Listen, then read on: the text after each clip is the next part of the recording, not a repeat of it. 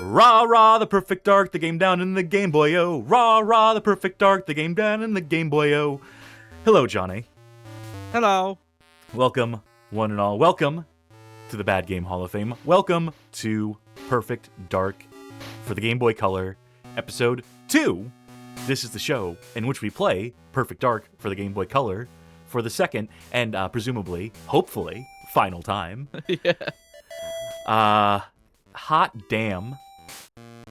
You know, we talked about this in the first episode, how big a fan I am of the original Perfect Dark for the N64, how I believe it to be one of the greatest games of all time, and how I thus far had managed to avoid playing through the Game Boy Color game. I had put it off.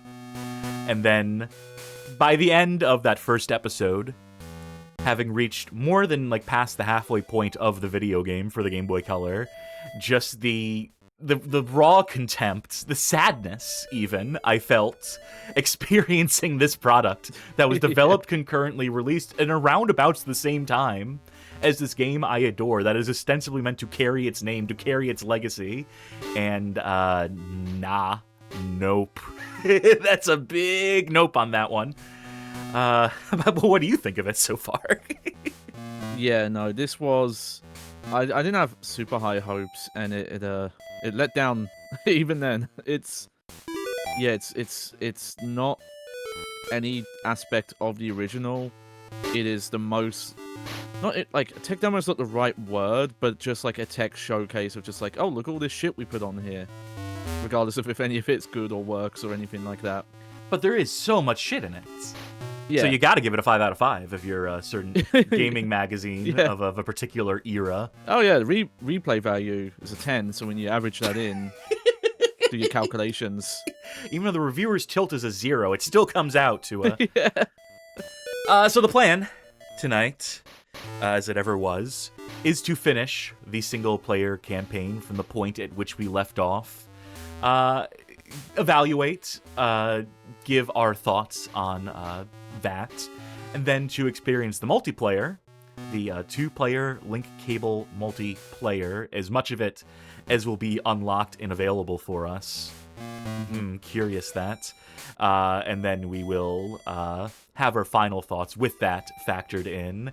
And, maybe it's like they said, the single player may suck, but the multiplayer really ties the whole thing together. It'll all make sense once we've experienced the 2-player competitive play in this. I think that was another one of the magazines that inferred that intonated that. We'll see. I'm skeptical. But we'll see. We'll see about going to the main stage. And popping up in front of it. Hello there. And getting this game underway. Can I just say, while we get the game up and running, just the time I had trying to get multiplayer working for this game, making sure that the link cable supported multiplayer is emulatable. You would think, in the year of our Lord, 2026, that this would be a solved fucking problem. The matter of connecting 2 Game Boys together virtually. But alas.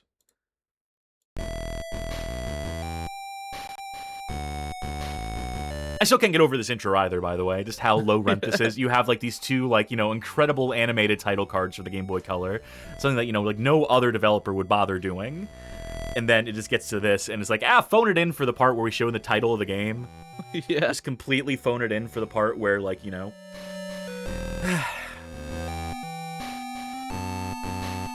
Still English.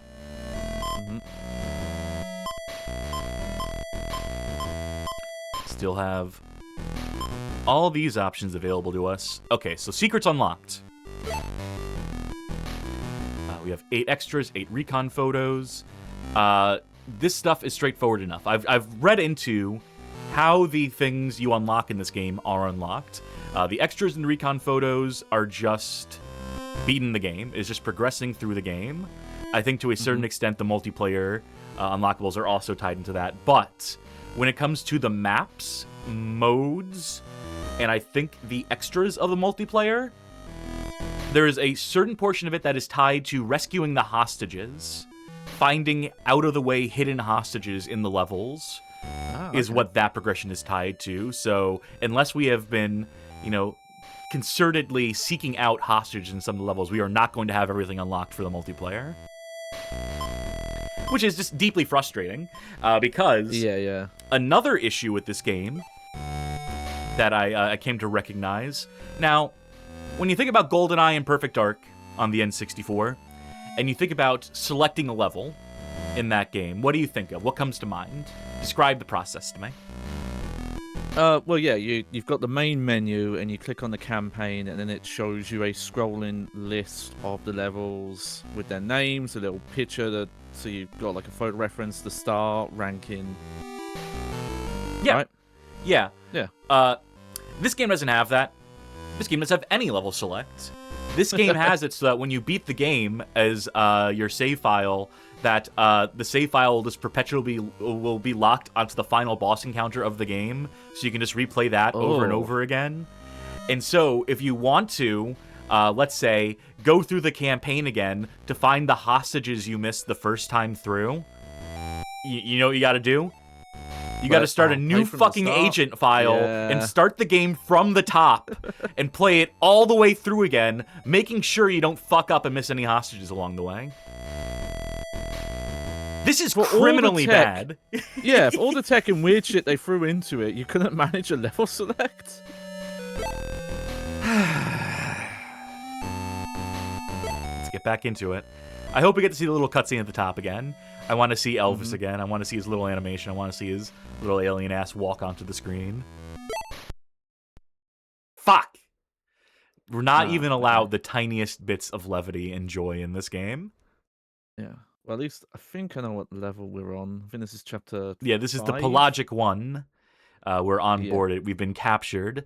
As of the last mission, we were infiltrating a Datadyne facility where they had built a facility around a crash site, the alien crash site, and then we got a little too deep there, went a little too far in a few places, and ended up getting our asses captured. So now we are stealthing. Yeah. Yeah. Yep. Hey, look at that. And yeah, the top guy has health, bottom guy has ammo.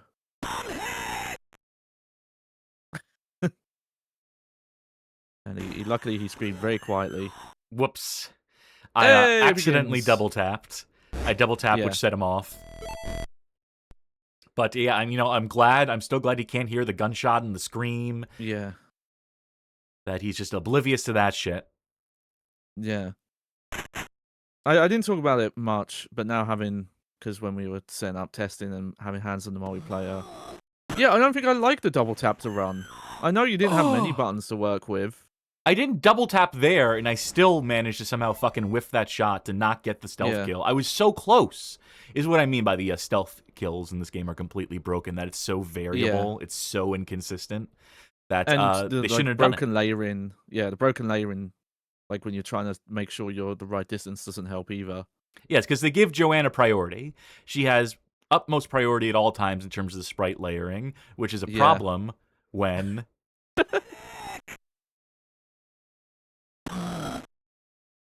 Whew. Hey, we did it. Okay. Alright, you're going to be my mission control on this, yeah. Yeah. So if you go down, that guy has ammo and health. And I'm going to need it. Yeah. Because I fucked up the stealth. Yeah, okay, and then, there's a room to the left and the right. Ignore the left room, there's just a guard. He doesn't have anything. There's a guard in this room there, and he has ammo too. Boom.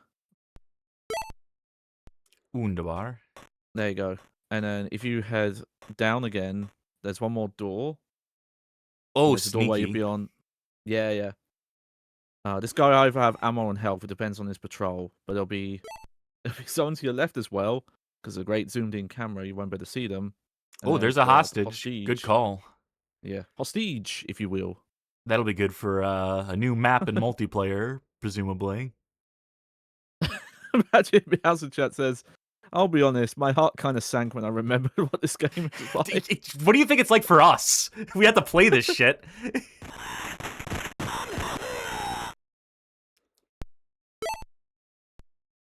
All right. Yeah, remembering how little most of the health pickups actually do. Thank you. I think it's like 20%. It's good for 20%. There you go. Yeah, now you could go north.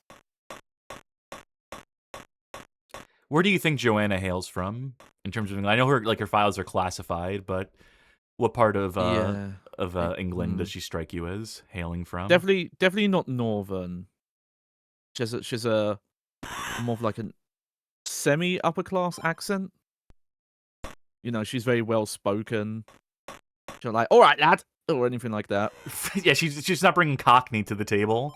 A Cockney secret agent. Yeah. Oi, have a butcher's probably, at this. Yeah, probably some like south area. That all just like comes from like a richer family that was just like kind of removed from the culture, as most rich people are.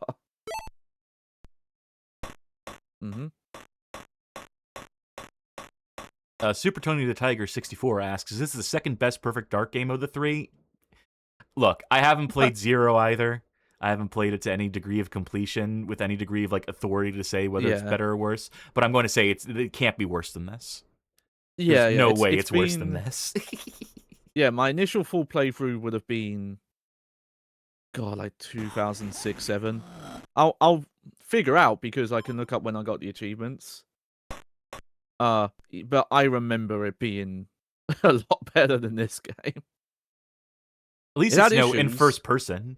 It has action. Yeah. It did have a weird thing where when you beat the game, it does have level select, but you get like the entire arsenal, and there's no way to kind of default to, oh, give me just what the base game gives you. So it's like you've got cheats on all the time. It's very strange. That is unfortunate. Yeah, okay. Yeah, catch up here. The Rare Gamer website is great. It's a little slow. I imagine it must be. Yeah, I did notice that it barely loads. Yeah. I straight up like 404'd on it earlier. Just like okay. it completely failed to load something, so... I've been luckier. Okay, you went through a door. Oh, no, hey! I say, as my final words, as the bullet passes through my brain. As the... Oh, okay, I know where you are now. There's nothing in here.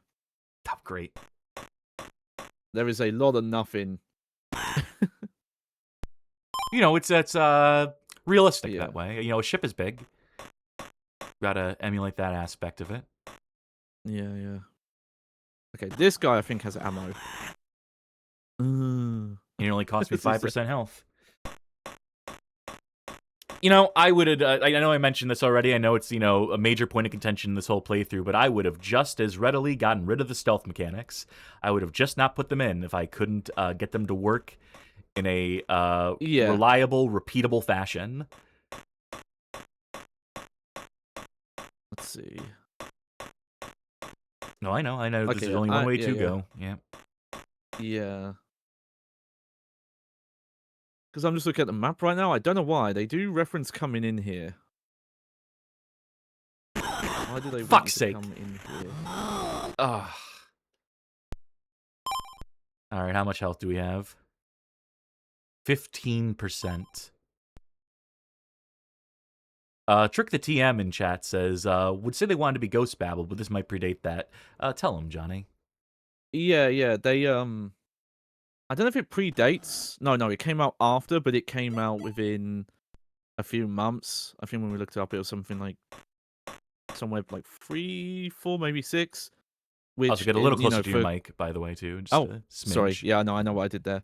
Yeah, which for this era where cartridge production takes months to ship off, the ROM data, Nintendo to cert things like that, would have probably mean it would have sent off to cert pretty much when Ghost Babel would have either come out or not even been out yet.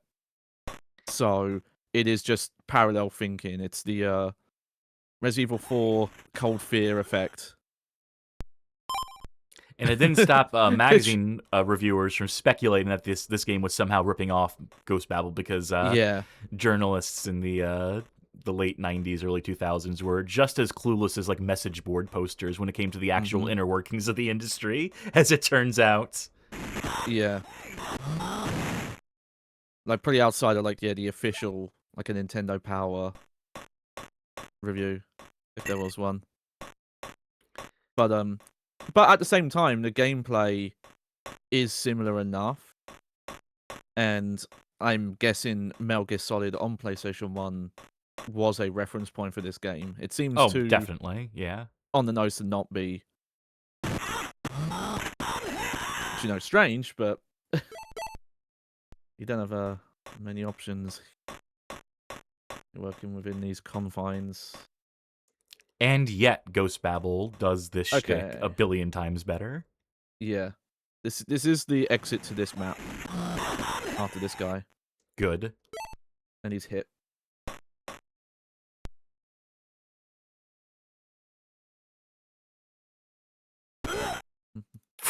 Every time. I appreciate it every time when I can sneak up on a guy, crush him to death with my thighs, is what I'm imagining. Oh, they're really setting him up for me. They're really like, all right, here's your reward. That's still my favorite death scream, the Ma. Okay. Pretty much all these rooms on the right don't go into this. Unless you need health. Actually, you know what? Yep. Desperately need health. Yeah, go up from here. There is a guard in here, so watch out. Keep it frosty. Okay, there's a health pack above him, not on him. There we go. So what's funny is that this is the Pelagic I. There's a level in Perfect Dark on the N64, the real Perfect Dark, called the Pelagic II, which is also a boat. And I'm wondering if they're just like, well, we gotta, players are gonna be so intrigued to see what the Pelagic I looks like, how that compares to the Pelagic II, because you're starting from the Pelagic II on the N64, but this is the prequel, so you gotta see what the Pelagic I was like. Yeah. just like the Star Wars prequels. Yeah, you don't nothing in here. That guy can live. And in case folk are wondering why I'm mostly walking, it's because stealth is predicated on walking. That if you're running, you will alert guards. Go.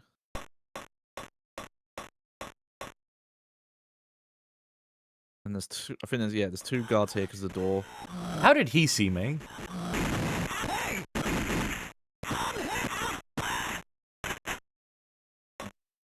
Damn, I'm good. Hopefully one of these guys has health. No. There's one guy above you who has ammo. Sweet. But if you go through the doorway they're guarding, there'll be two guards and one of those has health.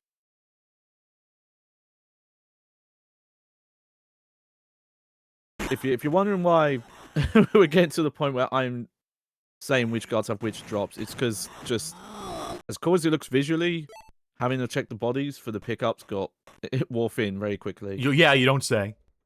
Yeah. So yeah, this is... Oh, here we go. Joanna, use the self-destruct mechanism on the alien craft. Yeah. It's up to you. I get the impression that there'll be like a timer if you do this.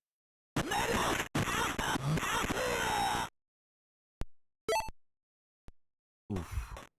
So, yeah, go north first. This guy doesn't have anything, but, he is still a threat. Yeah, he has to die regardless. Yeah, but there is a guard with health in the room above. And there's maybe a weapon? I think that's what that is on the map.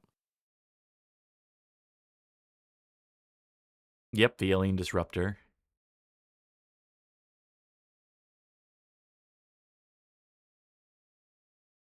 Just soak it in for a moment. Huh?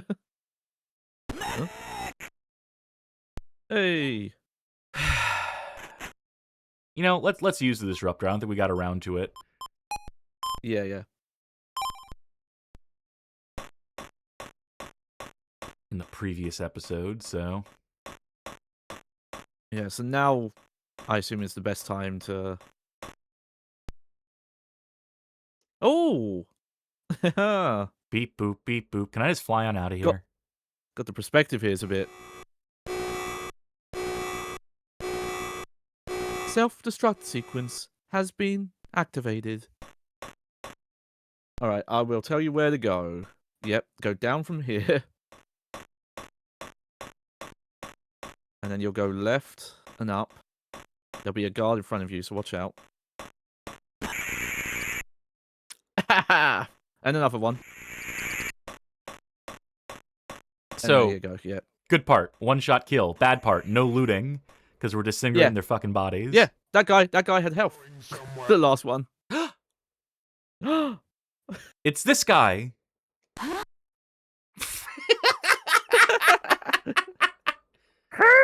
escape that easily. Okay, this is obviously one of the same voice actors from the N64 game, because all the voice actors here have been from the N64 game. Yeah.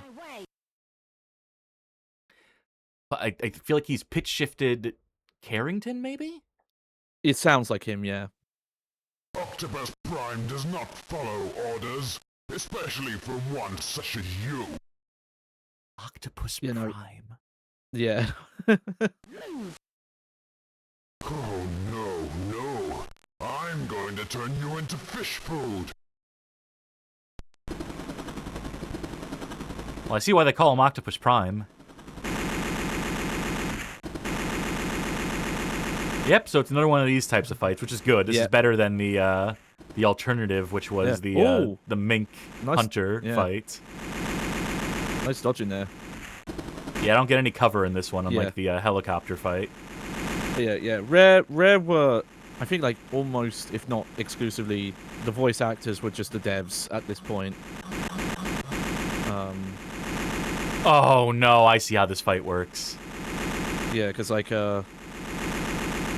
Fox Lady in the original Dinosaur Planet before he got Star Foxed, that's Joanna Dark, straight up. And like Conker's Bad Fur Day is almost every voice in that game is the director, Chris something, I forget his full name. There's a couple of others in there.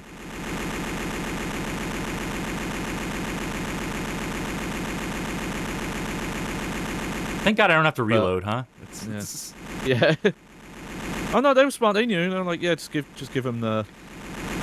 This is like those old videos on the Kalishnikov Concern channel where they would just fire AK-47s, like they'd fire like 10,000 rounds through it until the barrel was fucking straight up melting. Oh, come on. Yeah. Let me, What was that attack? I couldn't dodge it. I couldn't do anything about that.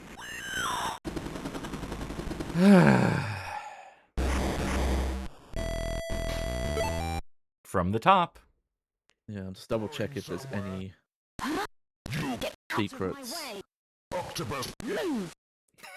I just had it so Joanna cut him off every time. Joanna's not here for this shit. Yeah.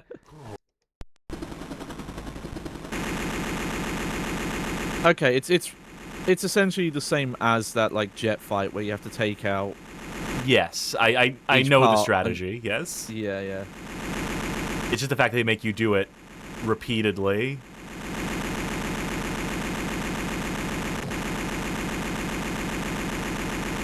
And the fact that I have to hold down the B button to move the cursor horizontally, which means locking myself into place, standing still so that I get shot at.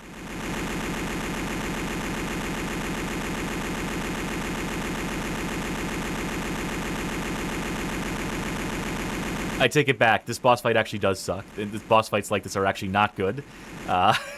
Maybe this game shouldn't have had any boss fights at all. Maybe it shouldn't have had any fighting at all. Maybe it should have been just a purely pacifist game.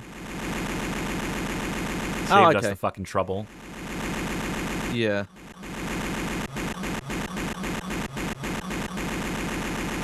And yeah. Liz Crumb, Sim so bad, but yes, no, I mean specifically the prototype before Miyamoto got involved and changed Dinosaur Planet Star Fox Adventure. Though again, funny because that prototype, that leak does have Fox McCloud in it. Get out of my way! Octopus primed. Move! Oh no. I've been interrupted too many times. My feelings are hurt. You don't have to be such a meanie. Can you read Blahat's comment? Yeah. Lahat in chat says, if Sharky was here, I feel like they'd say this is one of those, yeah, we get it, boss fights. Yep. Yeah. That describes every boss fight in this game, funnily enough. Yeah. No. Didn't have Miyamoto there to enforce his rule of three. Yeah. Either that wasn't established or Rare just weren't a fan of that at the time, because I feel like a lot of their boss designs did not care about the rule of three. Yeah, do something 3 times and then it's not really fun anymore. I'm Headful saying this'll keep those little shits busy. The T-rated game. This wouldn't be for the little shits. This would be for the mid-sized shits, the mid-age shits, Yeah.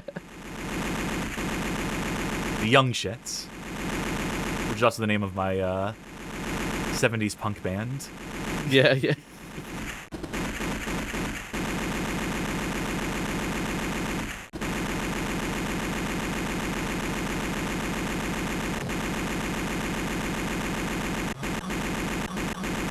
Come on. I hate this, Johnny. Yeah. Cards on the table. I hate this.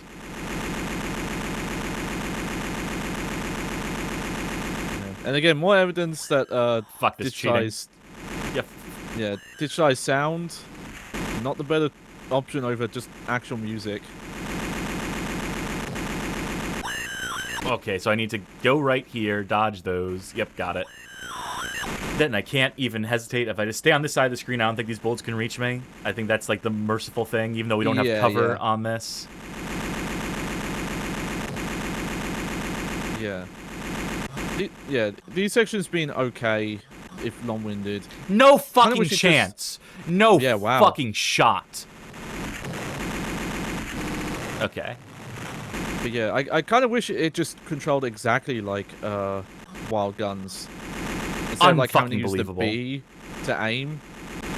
Just make the aim. What was that? What was this fucking attack that I can't do anything about? Yes. Yeah, okay. I did read a little bit about that. Let me go back. There is a way to avoid it.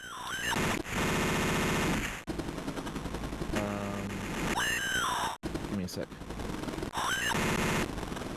This is as close as we're gonna get.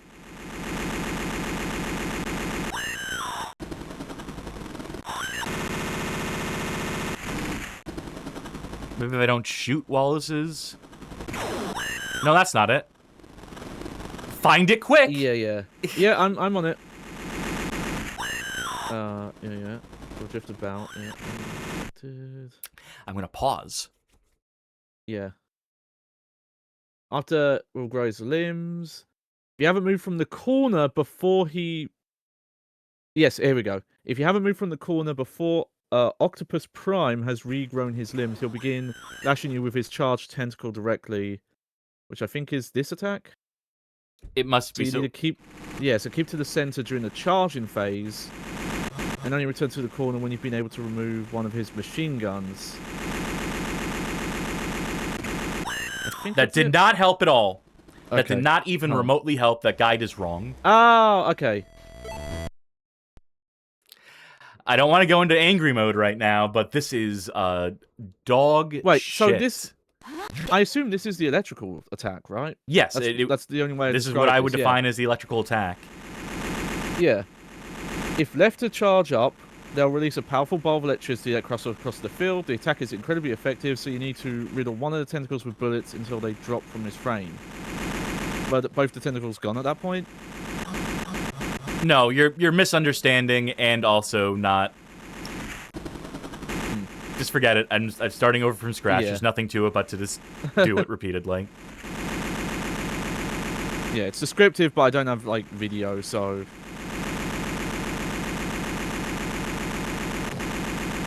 Double check though.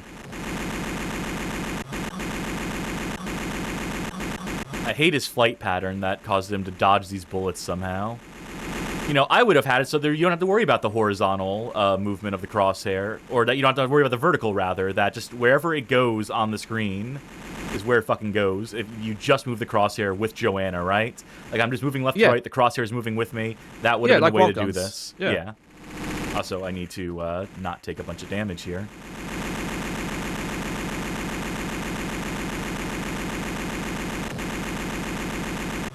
Because as it stands, this is unconscionably frustrating. Yeah.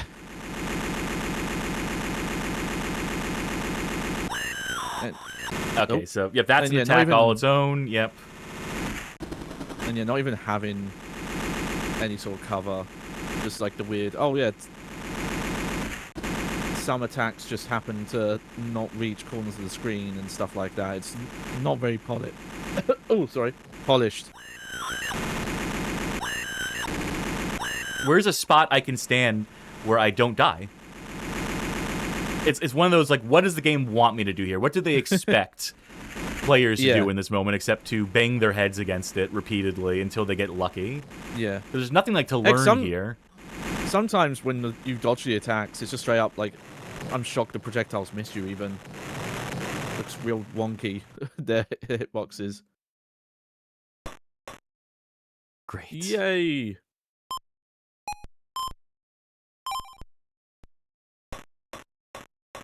Big ass anchor. That is a big ass anchor. How funny would it be if I died here and then I had to do the boss fight again? Oh, maybe, yeah.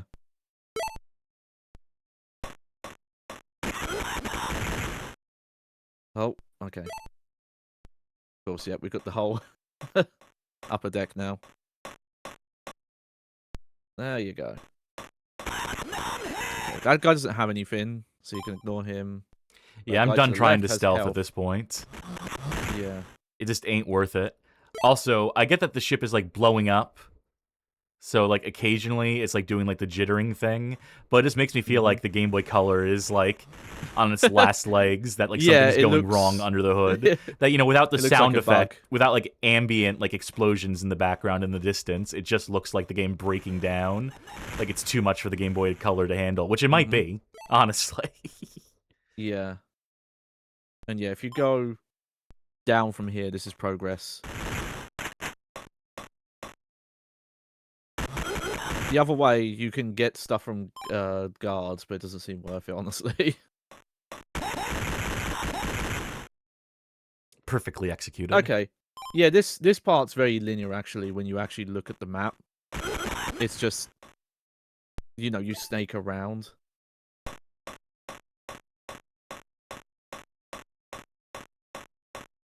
Can I just jump off? Can I just swim back to shore at this point? Look! They got it! Yellow paint! Look at that, innovate. Yellow paint's telling me to go this way. Damn it, game! Every time you find something, game finds a way to fuck it up. But we were finally being pointed in the right direction, nope.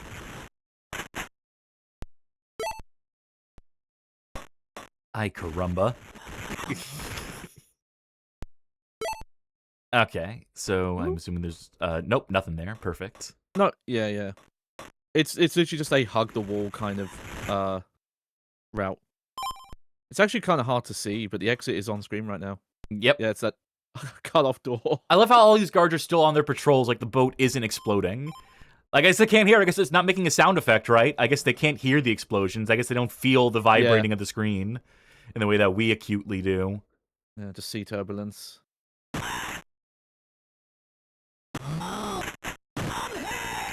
Oh.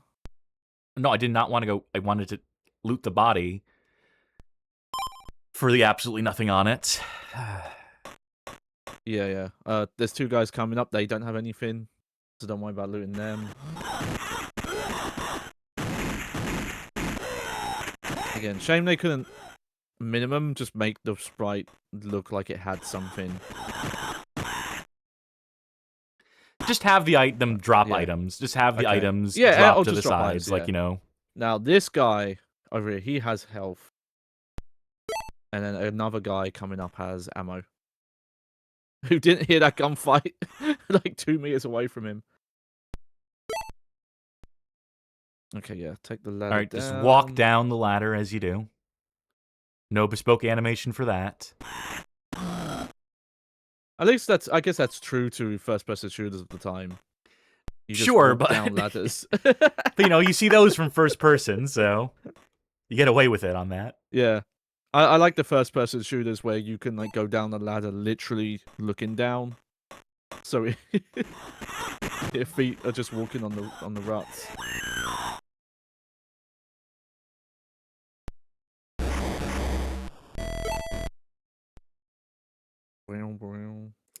No fucking way. Hang on. Do you know where I this think- is, wait. Johnny? Do you know where this is? No, okay. For a second, I thought we were at the start of this level, but no. Well, this screen. Yes, but no. we are. We are right after the boss fight. I joked about, wouldn't it be funny if they Yeah. started you like before the boss fight, and they did the second worst thing, which is starting you right after the boss fight, even though we're so deep into this level at this Just point. a waste. Yeah, like you've got level screen transitions. Just put the checkpoints there. That just would have been fucking tedious at that point. You gotta Sort of get a a game to challenge there. 6 hours. Yeah. By the way, I don't know if you saw them. There are lifeboats here, but you don't use them. Okay, stop here. Go up. Again, it's so zoomed in, you wouldn't see this. Okay, there you go. There is more stuff to the left, but I legit don't think there's any reason to go there. You know what? I'm just gonna, Because, just for completion's sake. yeah. There's this guy behind these pillars that would probably drain 90% of your health if you're playing. And there's two enemies, one with health, one with ammo. But I don't know if this doorway actually goes anywhere, or if that's just like a little nook you can hide in. What if there was a hostage there? Yeah, that makes sense, but there isn't. So... Alright, in that case...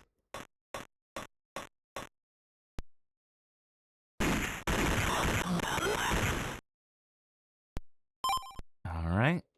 Are we gonna commandeer this?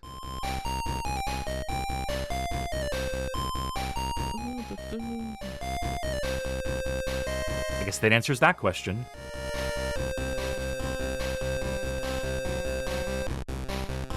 We actually forgot to fly away. We actually didn't take off in time.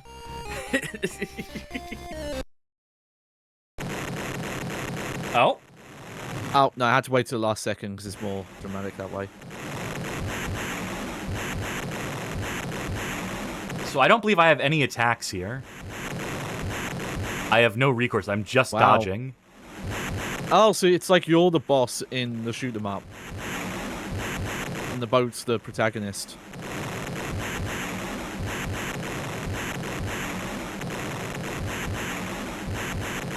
Yeah, that seems to be the strat here, is just survive.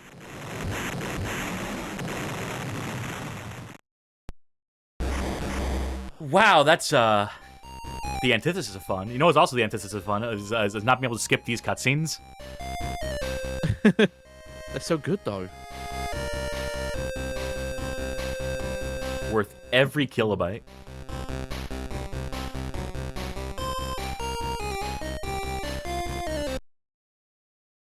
So does this wonderful fucking guide have any advice on how to not die here? Yeah, let me peruse. Yeah. You'll want to give yourself as much reaction time as possible. That's a weird statement. Okay, yeah. Be at the top of the screen.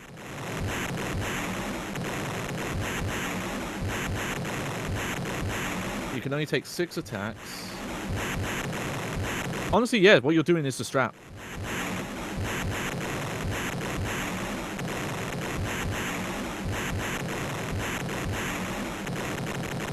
There we go.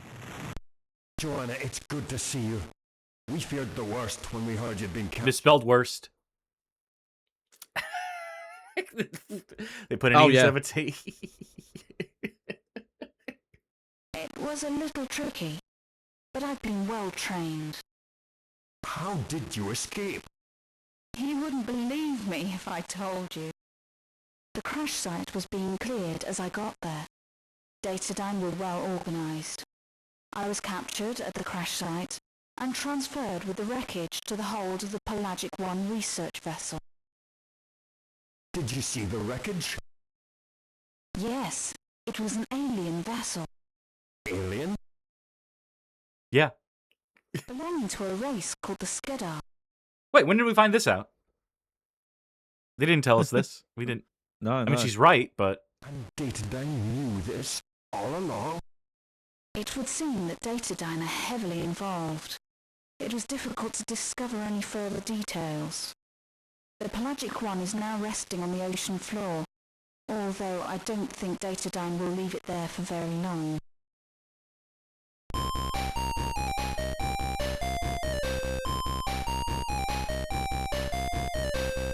scenic.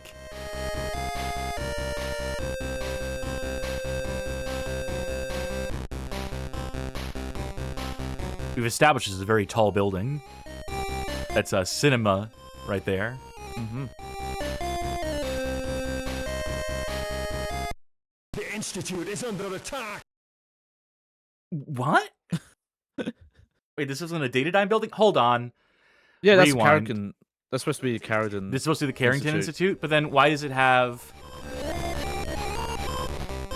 Okay, so it's not the Datadyne logo. I guess that is the Carrington Institute logo. CI, and then, yep. It's very poorly rendered. Yeah, it did look like a backwards D. The Institute is under attack! So, what's funny about this is that they do this mission in the N64 game. Yeah. Yeah, What? where it's also under attack. Joanna, you've got to stop them! And quickly! Leave it to me. God, they were struggling to fit these voice lines on. They were cutting as, like, to the millisecond, cut him off to fit the voice lines on. Joanna, explosive devices have been planted throughout the Institute. You must locate them and using the laptop, defuse them. Be quick. Time is short. All right, thanks, Max Danger. Wish you were here so I could shoot you in the head. We got a minute on the timer. Mhm. Yeah, not that door. Go up from here. I believe that. Is that the fin? Nope, none of these. Okay. Alright, then go right, then up. Curious how accurate this is to the N64 layout.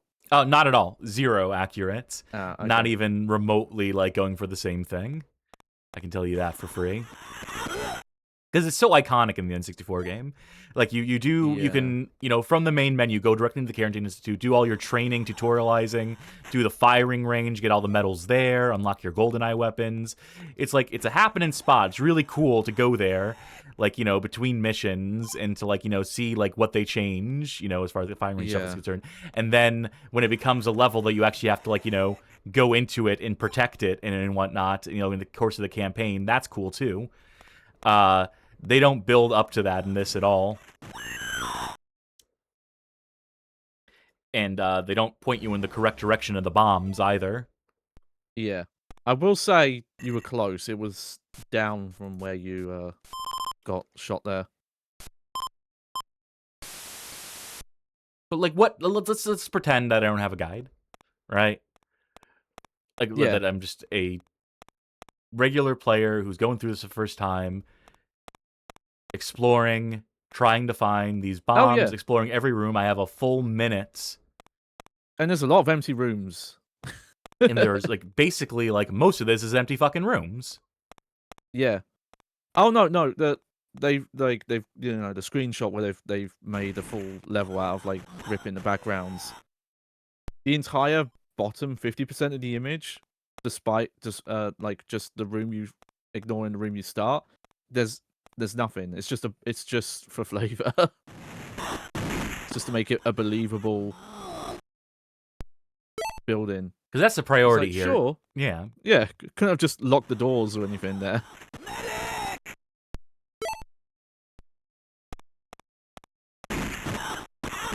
Yeah, and they do not give you a lot of time.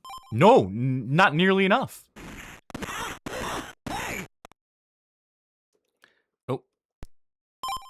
You know, with the wonderful detection on the looting bodies, too. Incredible how all these Datadyne goons are willing to suicide bomb themselves, I guess. They're willing to go out with a blast. Ooh. This is indefensible, Johnny. Yeah. Hey, Magic Meow's redeemed to say something nice. I don't got it. Oh, I like that little statue there, the Carrington Institute logo. It reminds you where you are. Reminds me of a better game. What game would that be? Oh, no, I've forgotten it. Shit. Don't worry, we'll see that statue again, and it'll all come flooding back. Yeah, yeah.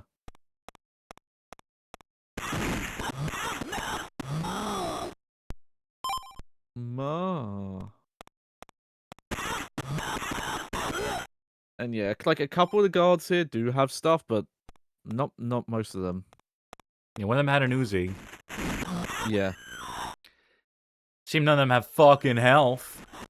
Oh yeah, no, sorry. That's after the bomb, and even then, it's only one.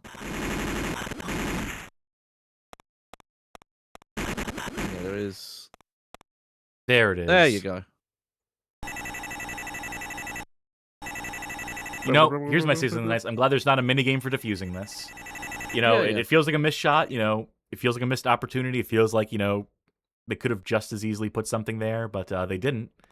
Yeah. Which means Considering that, they did that Simon Says stuff earlier, which hasn't come up in this part, but that was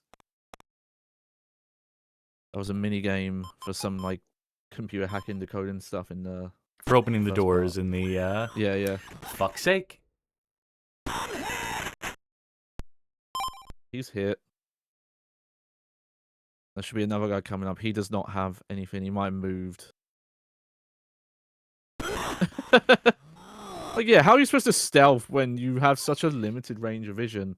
I imagine this is almost like you're playing like a Metal Gear Solid Genome Soldier with your enhanced vision. This is as far as you can see. Thank God for this pneumatic tube system. Oh, okay. It took me a second to figure out what it was. I just thought you were climbing into a pipe. It's supposed to be an elevator, but Yeah. as you may have noticed, there's another timer here. Oh, there is, yeah. Let's see where it starts us from.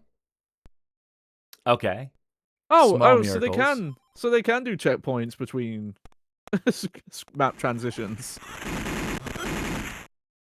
The question is being asked by Liz Crimsynth. How much does each health pickup give you? 20% health. Yeah, it's tiny. I'm gonna tell you ahead of time, this guy has nothing. But the next guy has health. Not a moment too soon. Okay, let's...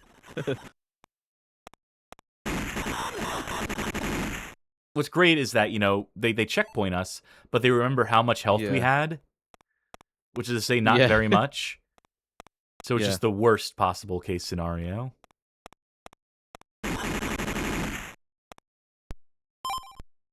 Okay, I'm gonna let you do this as you're doing it first.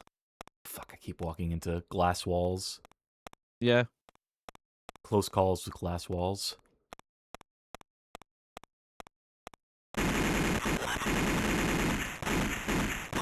Out of ammo. I ran out of ammo. Also, game, if the sprites are that close touching, just make the shot hit. Just have a melee attack that triggers at close range. Okay. I'm gonna spoil it. You have gone past the bomb. You had the right idea. It's just that you, I guess, got tired of searching those little... Because I assumed they wouldn't have put them there. I assumed it was just...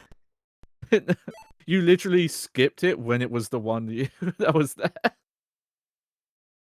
But I mean, yeah, because it's so repeated, and that previous screen had all those empty rooms, so I get the thinking there.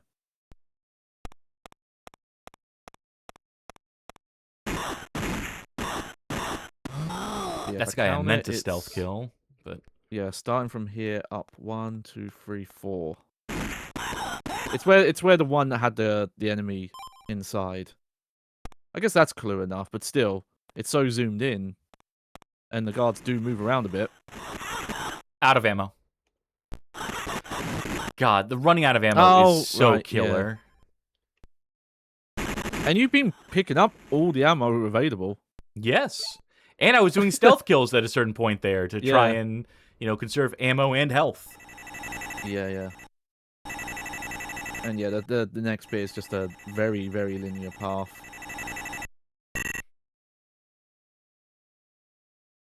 And yeah, in terms of like the level layouts, I guess it's good that they've gotten away from the more maze-like stuff the earlier levels are. But it really comes off like they just kind of run out of ideas for this part. That the levels are just straight lines mostly now.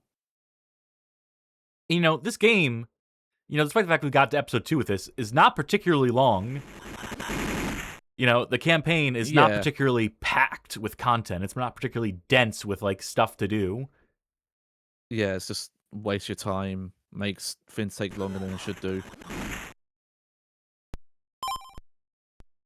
Like, when 90% of your game is filler, when all of the core gameplay is filler for mini games, which seems to be the thing that they were, really most proud of, that they had the most confidence in, it's not a good sign. And give me another timer, right? Yeah, cool, great, got it. Yeah. I'll say this is the least egregious one so far. You could still miss it, but it's probably the least missable out of the 3 we've seen.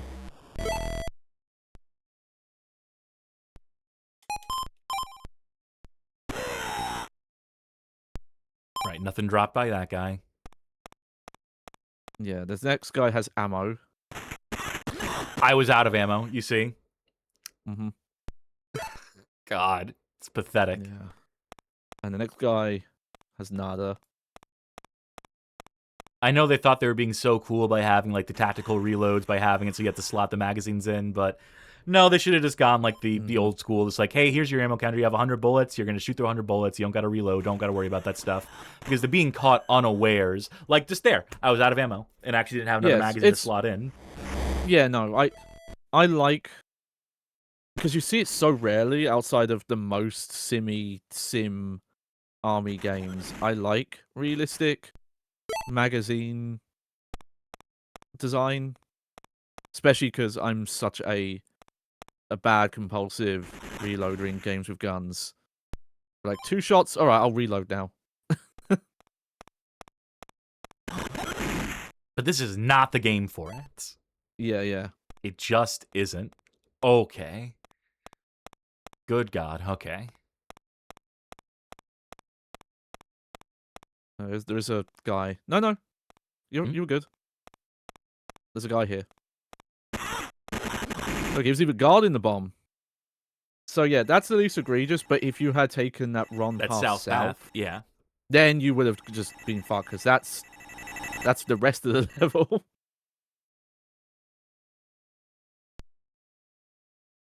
And yeah, Blahat's mentioning, I can't get over why the tutorial had the shooting gallery mode that just isn't used for the rest of the game. Yeah, it's not... It doesn't train you for the game, it's just a random game mode they made. It's so strange. I honestly thought that is how the more action stages were going to play out. And maybe that's what they should have done. But, there you go. And yeah, I'm looking at the level again from here on. It is literally just a straight... Well, not straight, but it's a linear path now. Carrington Institute, for some reason, is all... Endless one-way series of paths. hallways. Yeah. Yeah.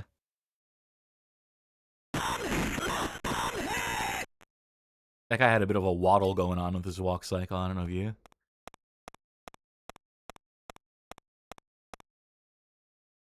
There's a guard, yep, duh. I'm catching on to their hack design in this. Where they're going to place enemies. There's going to be one down this way.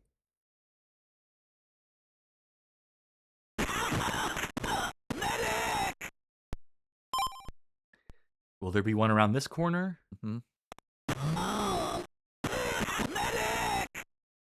Yes, to guard this tube. Maybe these really are pneumatic tubes. Yep. Maybe they are in elevators. Yeah. All right, I see the timer. I see that I don't have much ammo for this gun, so I'm just going to have to do one shot here. Yeah. Yeah, that guy does have ammo for you. Yep, for the Uzi. The 6YYY, which again has got to be one of the worst weapon names I've ever seen. They give us a minute 30 for this bomb, by the way.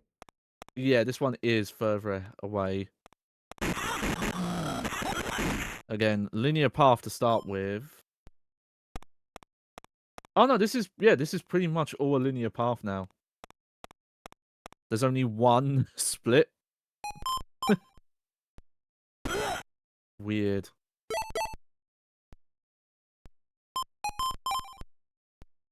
And yeah, these are presumably bulletproof, these like glass window bins. One would presume. Because just for funsies, I'm going to mention the bomb is up from here, where you can't get to it. Because you can't just break through the window. You have to just to confirm. Path. Yeah. Yeah. I mean, again, you wouldn't know from the overhead view, and this zoomed in, it makes it really hard to I think kind of map this space out. Like, I'm already directionally challenged, but just it's this zoomed in that I wouldn't. It's really so be claustrophobic getting, too. Yeah. Oh, thank God, a real gun.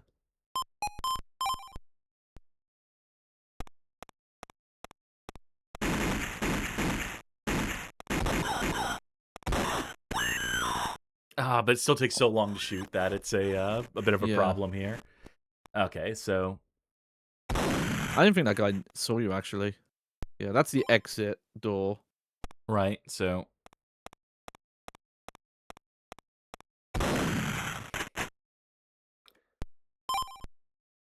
then there's the one on the left, and then the bomb should be around here somewhere, presumably. Yeah, yeah. Yeah, it's a bit more south.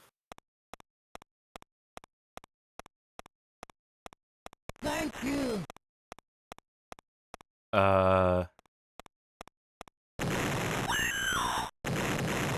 So, about that bomb, Johnny.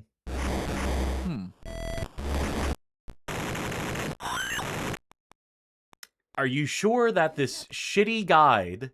Yes, yes. No, sorry. So, they didn't... No, this is the game's fault here. So, you might not have the time to pick up this hostage. By killing all the guards, you have now opened the door to the exit. And that's where the bomb is. That's horrible. That's just absolutely fucking rotten design. Yeah. Yeah, so when I was looking on the overhead map, I couldn't tell the hostage was not a bomb. Okay. Here's how I'm going to do this. Since they don't drop anything.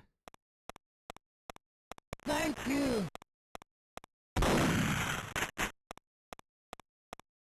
Run up. There we go. Did you see he had his hands on his ears? Yes, he doesn't want to hear the explosion go off. He doesn't want to hear the bomb that kills him. Yeah.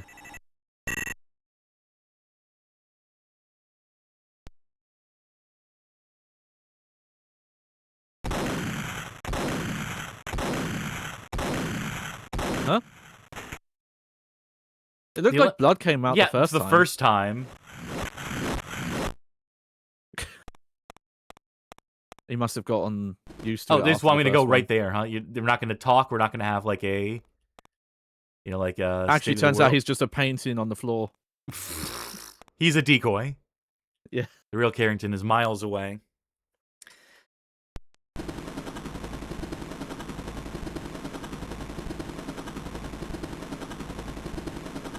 Okay, I'm doing some reading. Sick explosion effect. No, I already know how this is gonna go. Yeah. But hey, you actually have some cover this time.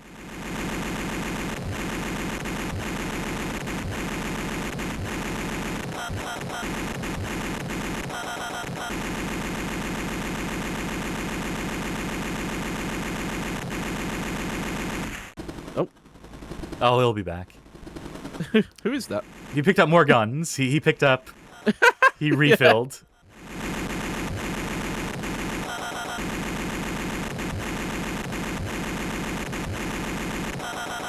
I'm not even sure how some of these explosions, the missiles, don't kill you. They seem to be hidden, but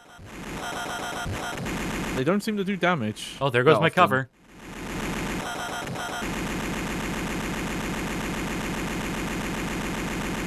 Go that's right, asshole!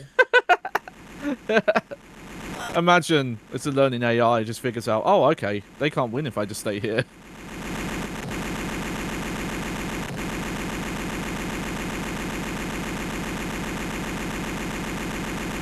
Oh, fuck. Of course, it's these things. Can't fly a helicopter without those things. Yeah, no way you could shoot the guy with the open cockpit. Well done, Joanna. That was a close thing. You really have proven yourself as an agent. That's a weird way to phrase a close call. From now on, we must be cautious. We will have to carry out further investigations of Datadyne to find out what's at the bottom of this. And we're gonna find out who's at the top, and I don't give a fuck. I'd like to volunteer for that job, sir. For now, I think you should have a break. Take it easy for a while. We'll need you back in action very soon. I'll be ready. Ah! Alright, the real game, fool! Unfucking real.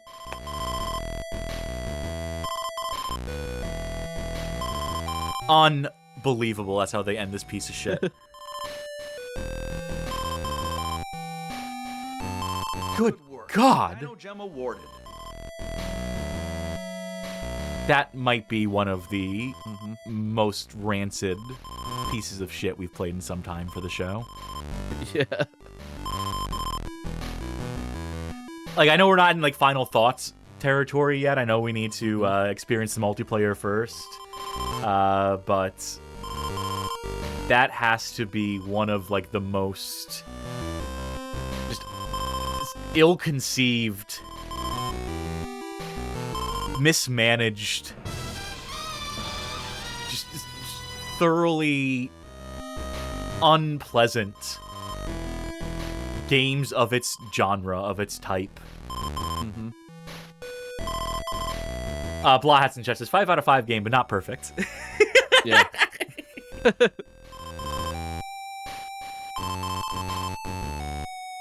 It's like, and I know when I'm saying this that this is not how it happened, so don't take me out of context here, but it feels like every level was designed by a completely different team, and that none of them had any sort of, like, communication with each other.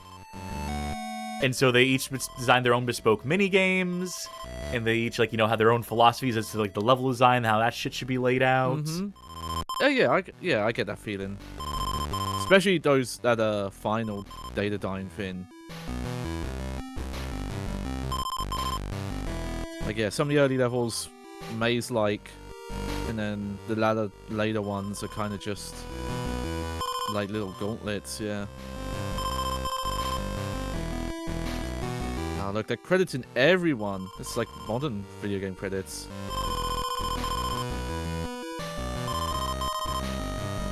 It's incredible that, like, Rare is responsible for this, that they took credit for this in some capacity, that it was from their loins this was born. Yeah. I mean, it's not to say that, you know, Rare has a perfect track record. And in fact, it's to say most of Rare's games are pretty bad, as it turns out. There's your Howard Lincoln.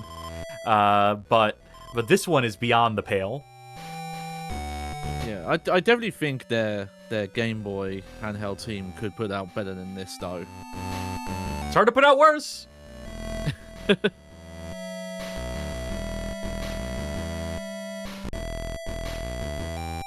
The end. Total game time, 2 hours, 19 minutes.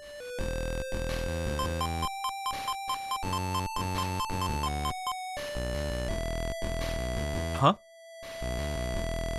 Hey, So, how about the modes? there's some Yes, because to get the modes, you have to go into the extras menu and do some stuff. So we'll get to that.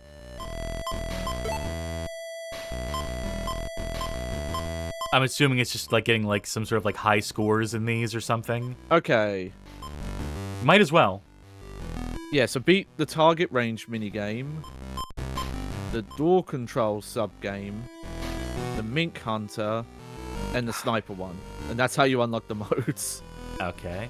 Well, first of all, before we get to do that, Oh, yes.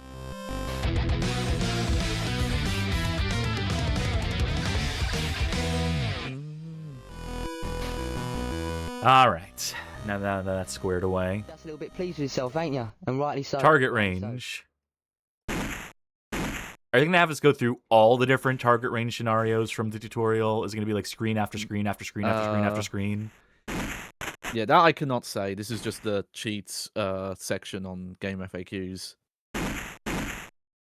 But yeah, the maps. Yeah, almost all the multiplayer maps are level completions, and then the others are for each hostage you find on those levels. Yep, it's going to be one set piece after the other, after the other, after the other, Yeah. after the other. I think there's like 7 or 8 of these. And if I had done this perfectly the first time through, if I had gotten a perfect score just in the single-player campaign, that wouldn't have mattered for this. It still would have said, let's do it again. Yeah, that I'm not sure. It just says beat it.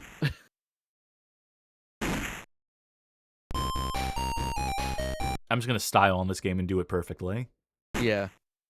And then while you're doing this, also the multiplayer extras is doing all the other mini games and the bosses in the extras menu as well.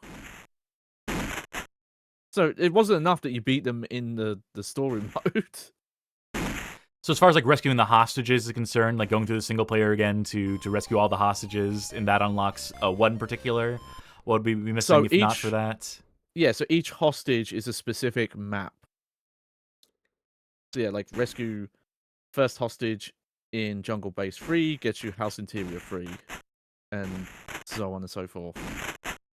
But in terms of all the modes and some extra maps for the modes you're unlocking doing this, that's tied to redoing all the mini games and boss fights in this extras menu. Which yeah, like unless this gets dramatically different at some point, which so far it's not. It is literally just the one from the campaign. This is just time wasting.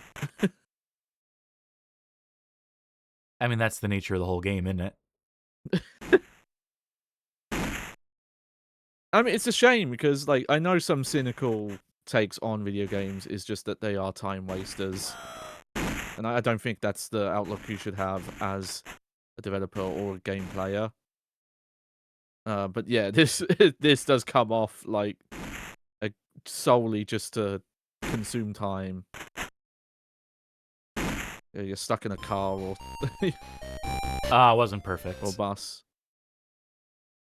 And yet more.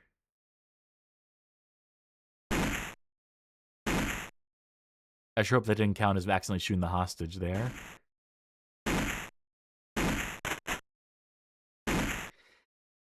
You know, again, I still prefer this to the actual combat loop of the game.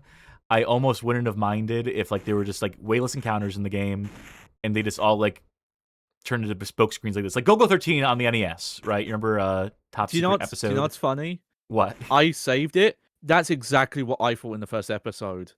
Was like those first person bits from Go-Go 13. And it's like, that's what this should have been. Yeah. Like, you could have done something somewhat in the feel, and you would have made, you know, it wouldn't have been amazing combat, but something like this. Like a pseudo. And heck, like, if you could have even figured out a way to, yeah, door control, i.e. Simon says. Are you fucking Wow. kidding me? That's the first one?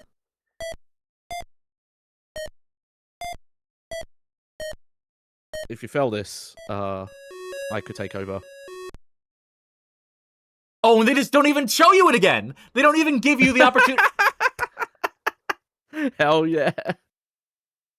In short time, Simon says your sicko fate mode. will be sealed, Superman. Okay. From the top. This is unreal. I can't believe this is a mini game. They're like, people are going to want to do this again. People are going to want to have on-demand access to the most aggravating Simon Says puzzle of all time. Okay. Are you ready to, like, note this for me? Heck, can you just give me control? You know what? Yeah, sure. You're just gonna do it raw? You're just gonna raw dog this? Oh, yeah, yeah. All right, go See for if it. I can relive my glory days. All right.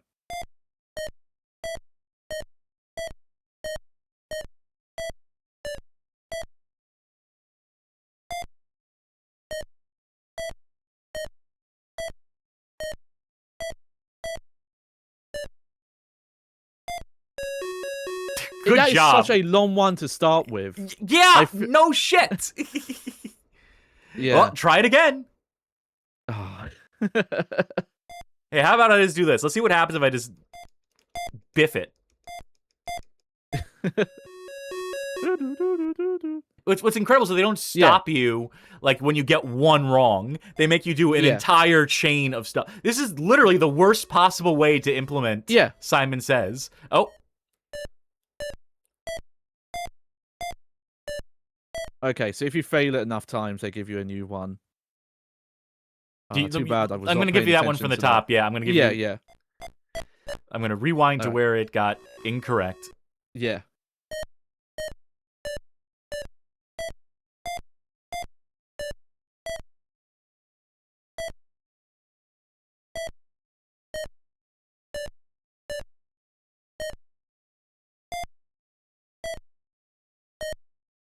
That can't be right. Okay, so the secret to being good at Simon Says is they start you off with small sequences, right? Okay. So at a certain point, Here's how we're going to do this. Yeah. You're just going to write down the colors for me, okay? You're going to do that for me? Thank you.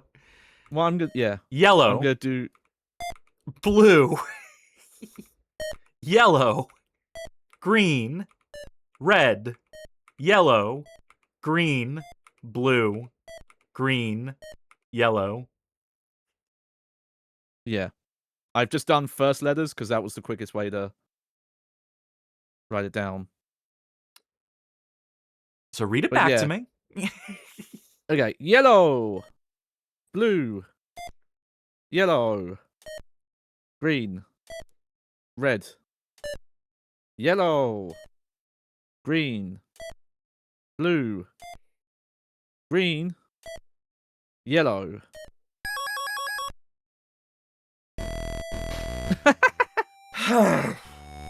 So yeah, the way Simon Says supposed to work is you start off slow and with just like 3 or 4 that builds up one at a time, and the way you learn the pattern is more muscle memory because it's through repetition of the pattern, and it gets longer that way, and that's how you're able to get to like 20 plus patterns. I think that we had such incredible fanfare for it though there at the end. It really made it fucking worth it.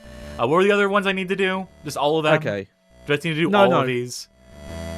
That's up to you. The next one would be Mink Hunter. That's if you want to get the extra maps for the what we're doing here.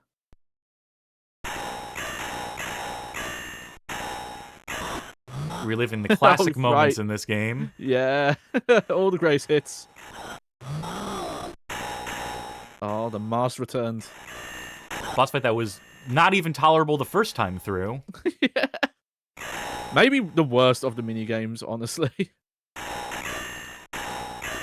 That or the shooter where you're the big enemy. Yeah, that was beyond the pale. That was wild that they thought that was a good idea. I think this is harder too. I think this is straight up more difficult.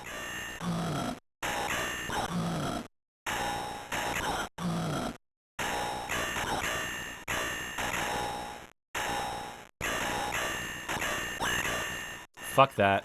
I reject that reality. I substitute my own, etc. Mm-hmm. Right, got a double tap.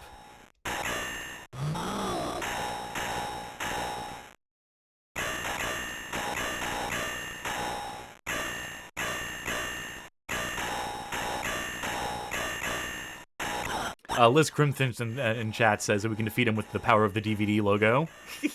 Yeah. At least get that perfect bounce into the corner. Good God.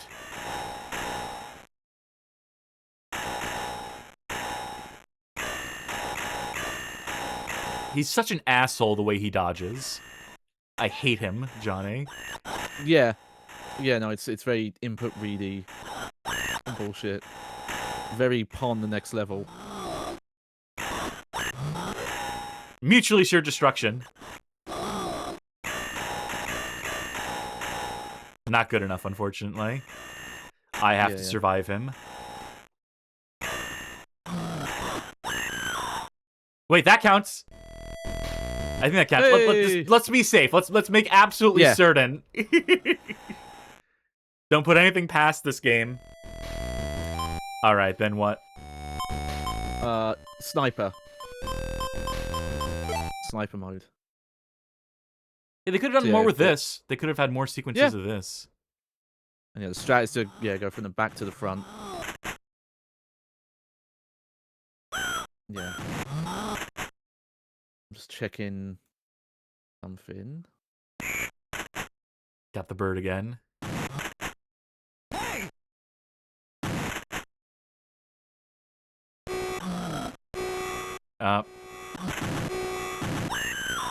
I blew it. Alright, I can do better this time. And only headshots count in this, for whatever reason. There's a completely unnecessary dimension to this, just to make it that much more frustrating.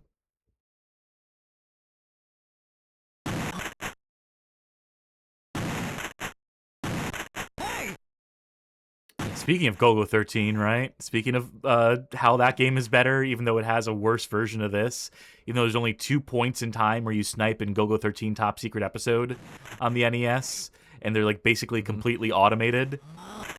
But I would still rather that than this. Fuck. The density of guards here stinks on ice.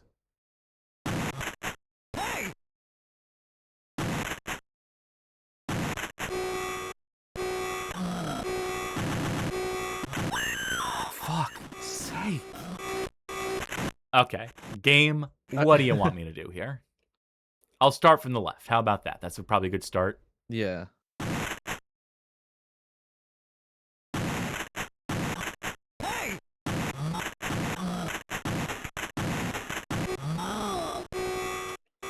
Unreal. I swear, it should have given me like 9 of those shots today. It's so fucking particular. I wonder if I can just kill this guy. He's the last guy. If I can kill him before the screen goes red, will they give it to me? Is this for my own edification? I'd have to be perfect. Oh, there we go. Yeah. Okay. So that should have unlocked the modes, because I can tell you that doing the other ones... Yeah, there you go. And what are the extras? Okay. So, in the multiplayer mode, as we'll see in a bit, there are 2 non-deathmatch modes, still versus modes. There's something called Death Ball and Air Hockey. And all doing the extras is unlocks different tables.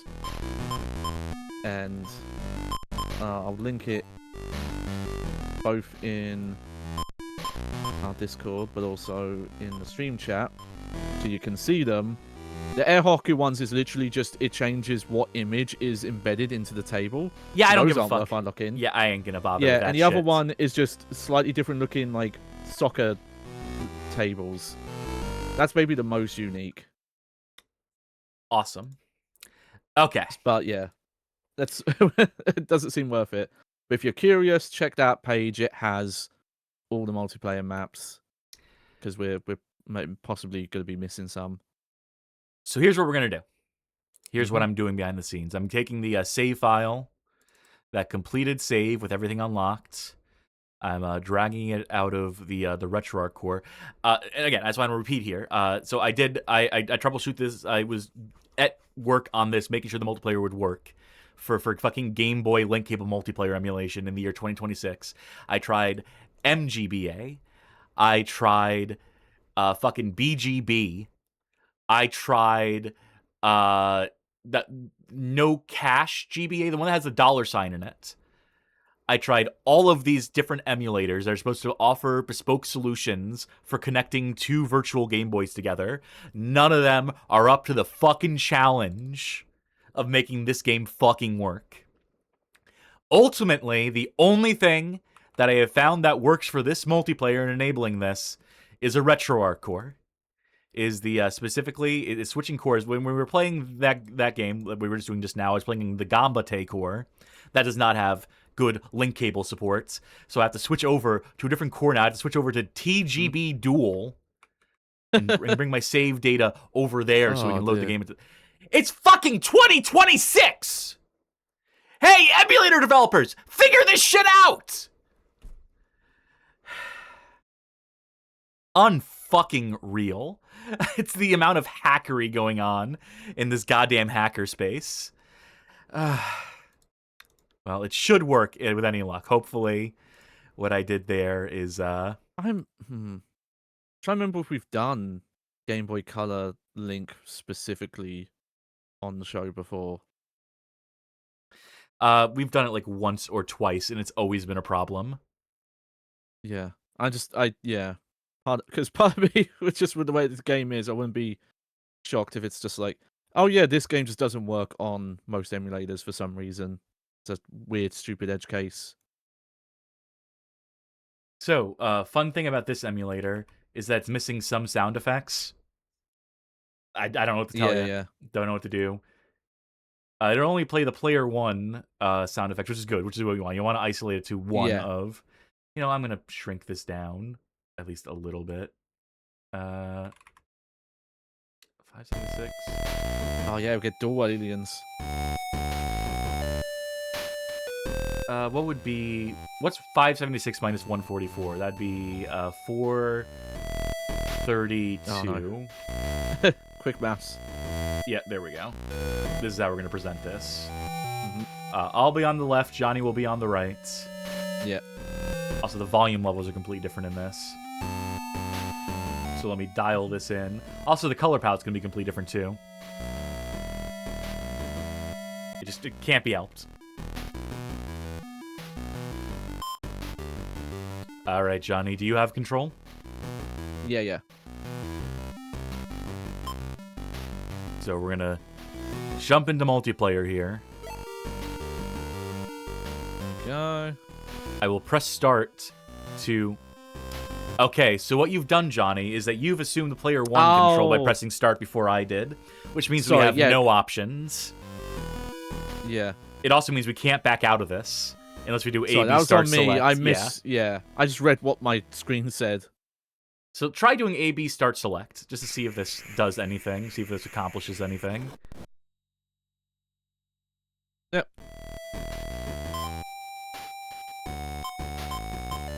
Let's see if the multiplayer weird way will to still handle work. that. Yeah.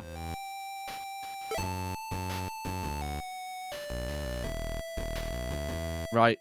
Yep. I will press start. It doesn't scroll the way I keep thinking it will. All right. And so herein lies the problem with this fucking solution. You press start.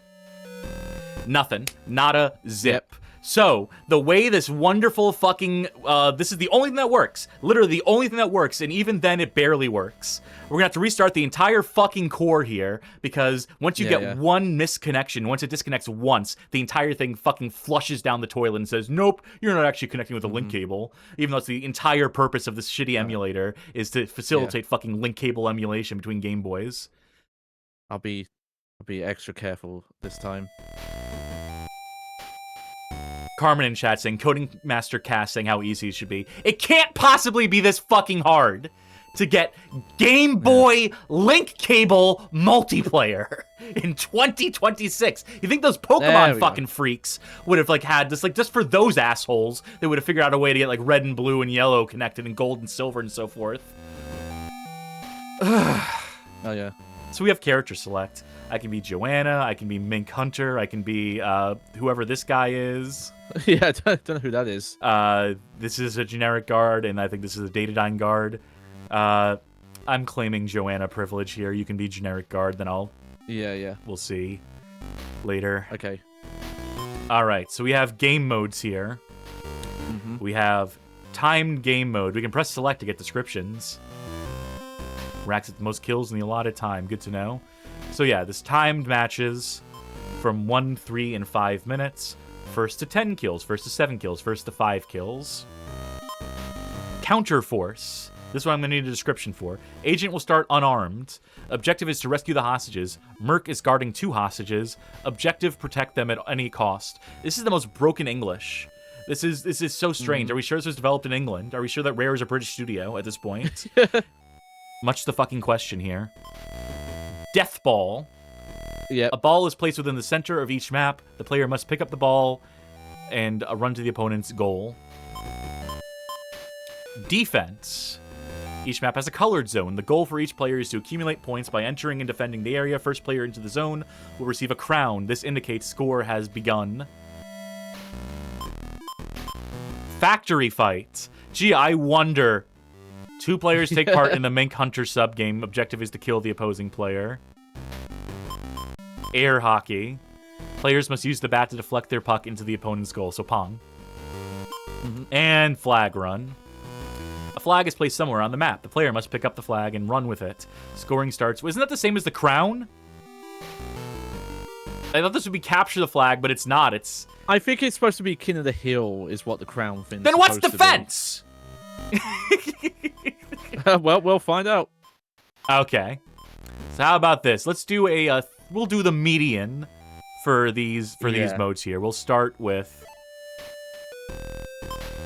Okay. So right, it scrolls right to left. Let's see how many maps we have.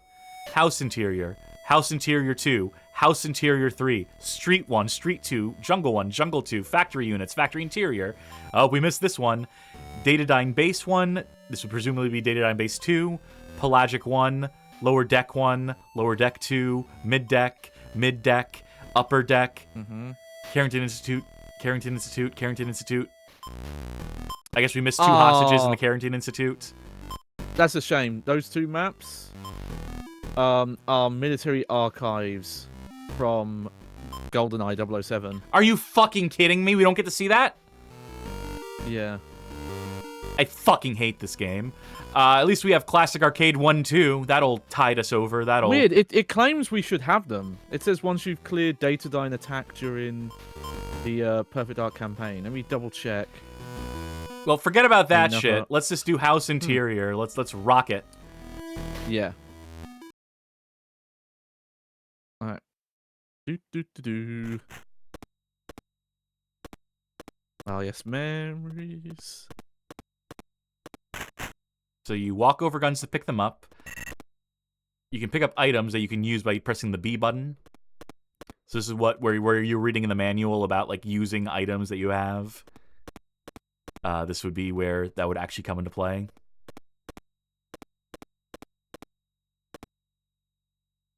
Okay. Yeah, there's no inventory. Well. Okay, so I guess you can overwrite items when you pick them up. Ah.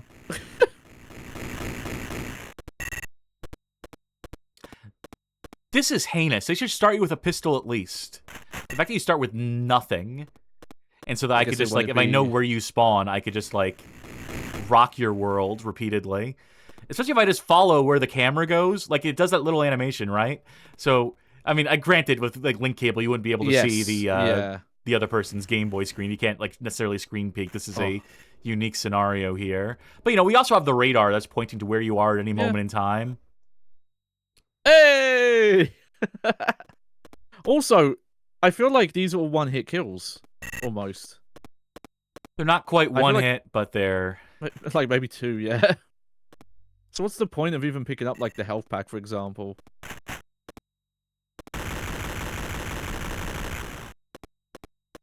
Yeah, See, I what's the point of predicted the you would be health off pack? screen. Yeah.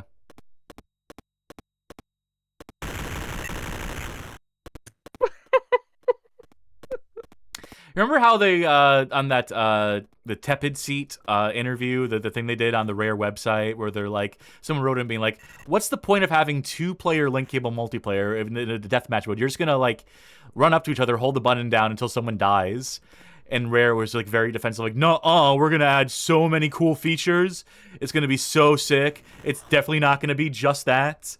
It's definitely not gonna be the thing that it exactly became. That that random guy who wrote in was exactly fucking right." Oh, there we go.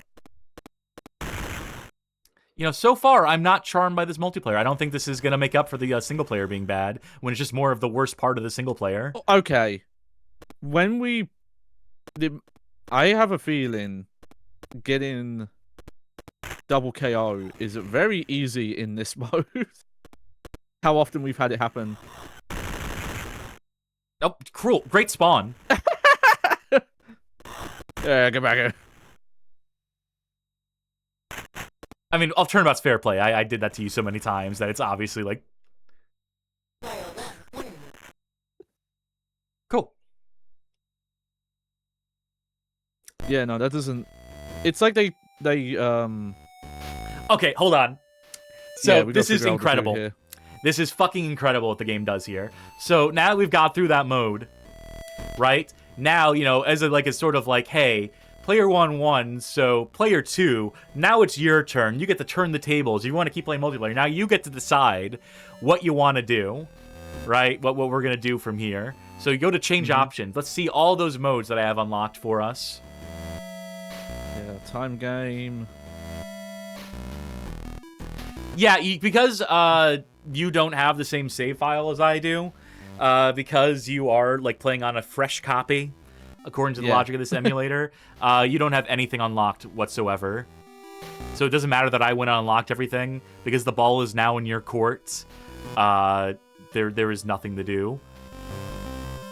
We can do House See, how Interior many- 1 again. Oh wow, you get no. So imagine just like taking this game out of the package. Oh, we have Street there we 1. go. Be Still My Beating Heart. So imagine, Yeah. go ahead, get it started. Like Yep. getting this game and like you have a friend and you just want to jump right into multiplayer. You love the N64 multiplayer so much, and this is the game we're going to be playing on the playground for like the next like weeks and months to come. And it's this shit. And you don't have anything from the word go.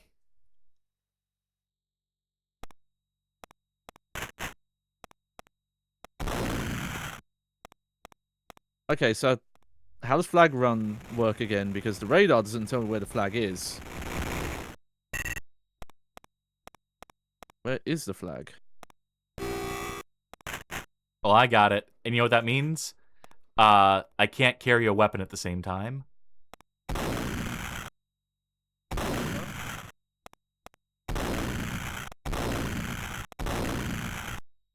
I'm surprised that took you that... Oh wow, I literally respawned basically where you got me. Well, I've got good news for you. Now I can't have a weapon. So you know what I'm going to do? I'm just going to run around in circles. I'm just going to run in circles around... Oh, I think it does slow me down a little bit. Yeah, yeah. Oh, I got caught. I see, I picked up the shotgun by accident, but it's actually fortunate because it means I can defend myself for a second here. Wow, the shotgun is bad in multiplayer. There we go. I had to stop moving to... Oh, hello. Welcome back. You want to turn with the flag? Yeah, yeah. Yee-hee. All right, turn over.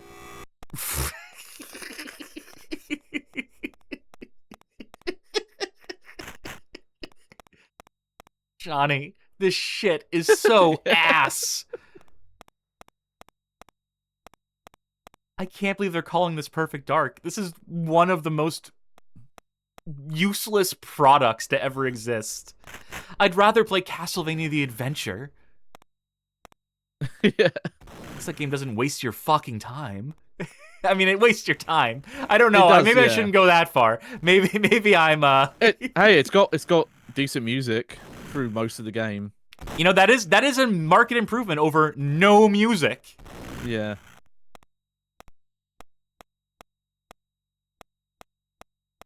Oh right, I'm out of ammo.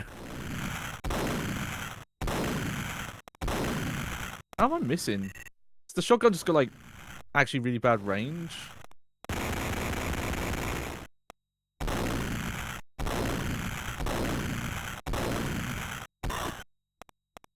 Oh, Serpentine, I saw that. It's shockingly hard to hit people with the shotgun.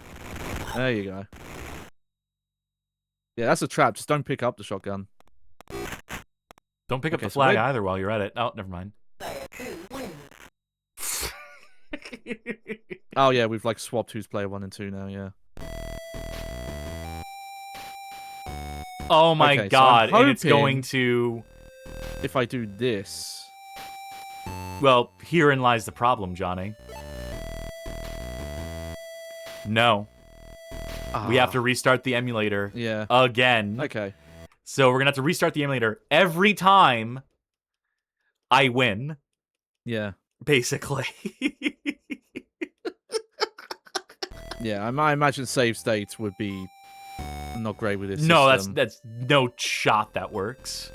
Yeah. And this isn't even the game's fault. Like, the way this is happening here is not the game's fault. This is the fault of emulator developers in the year 2026 who did not care enough to make this shit even remotely functional. I'll play as whoever this guy is. Yeah. I did see, I feel Slam Generator Chad did mention that link cable, the actual hardware, has to be so in sync. It is actually very temperamental, the code for. Let's do first to 7 kills, why don't we? Mm-hmm. And I want to see some weird maps. Let's see the classic arcade. Yeah, classic arcade is the weirdest maps, yeah. Alright. I see what they mean. Are you allowed to do this legally? You can just do this? You can just do Pac-Man and... You know, I guess you could do it. I guess they did it in Wolf 3D. Can't pick up the power pellets. Oh, wow. It is easy to get stuck on walls in this one. Hello. Hey, have you found a weapon yet? Nope. Oh, yeah, I have.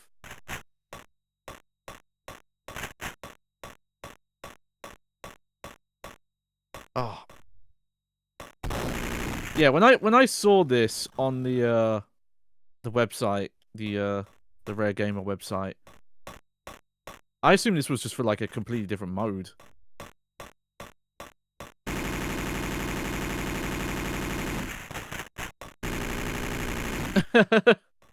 Oh, you got me first. Oh, that's cute. It put me in the ghost recovery center. I assume that's what it's called in canon. Yeah, that's you got it. Got it in one.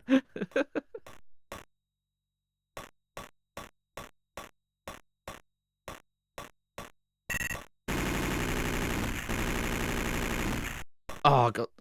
Yeah, if you run up on someone first, You win. Yeah. you win. If you just Oh, use come on. like the radar to presume like, okay, if we're going down a straightaway, if I know like if it's at like a 90-degree angle, like right or left, I know I'm like lined up perfectly with Yeah. you. So I know I'm like right behind you. So yeah, that trivializes everything. That just makes the entire thing, the entire prospect of death matching in this. Like, I'm not screen peeking. I'll tell you, like, for free, I'm not screen peeking at this point. There's no need. Yeah, yeah. The radar is, like, useful enough for that. I will say I'm out of Also, I feel ammo. like this is the level where that would help the least. Oh, I see. They're in the corridor with the dots.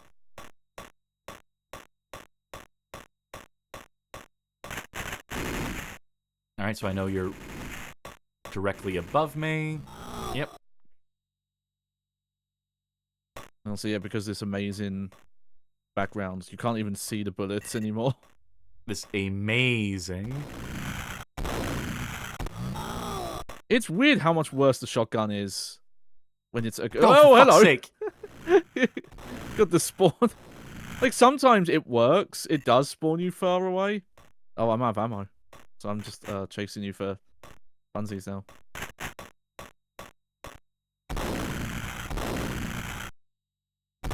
Spin test.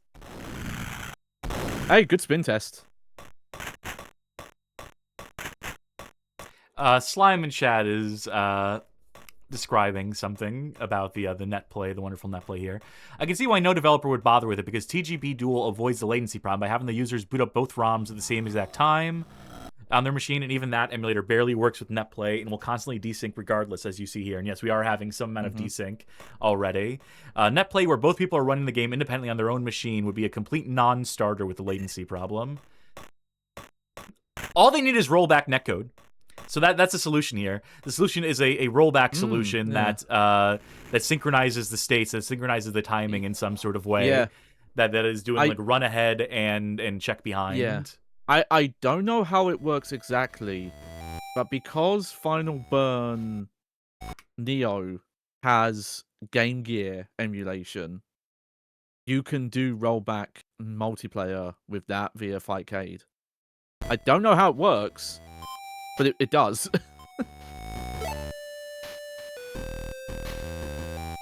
Join me, Johnny. Yeah. You have to do it more quickly because there's a chance it desyncs and doesn't let us connect if you idle too long on those screens. It's because, like, sometimes you can press buttons and sometimes you can't. I guess I'll be Mink Hunter. Yeah. Alright, so we've seen the standard modes here. I'm assuming Classic Arcade 25 is just another Pac-Man map? Yes, yeah. Okay, so I do not care. Let's see Counterforce. This one seems almost unique. Same selection of maps. Let's do it at Datadyne. Why don't we?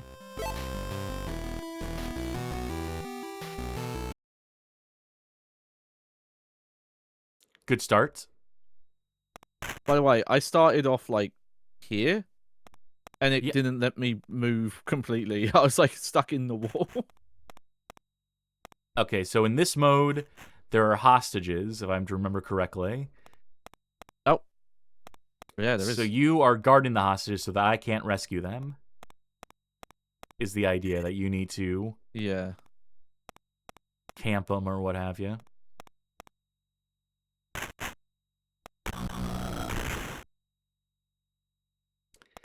Well, good job. I wonder if what they're trying to do is the, like, counter-operative mode.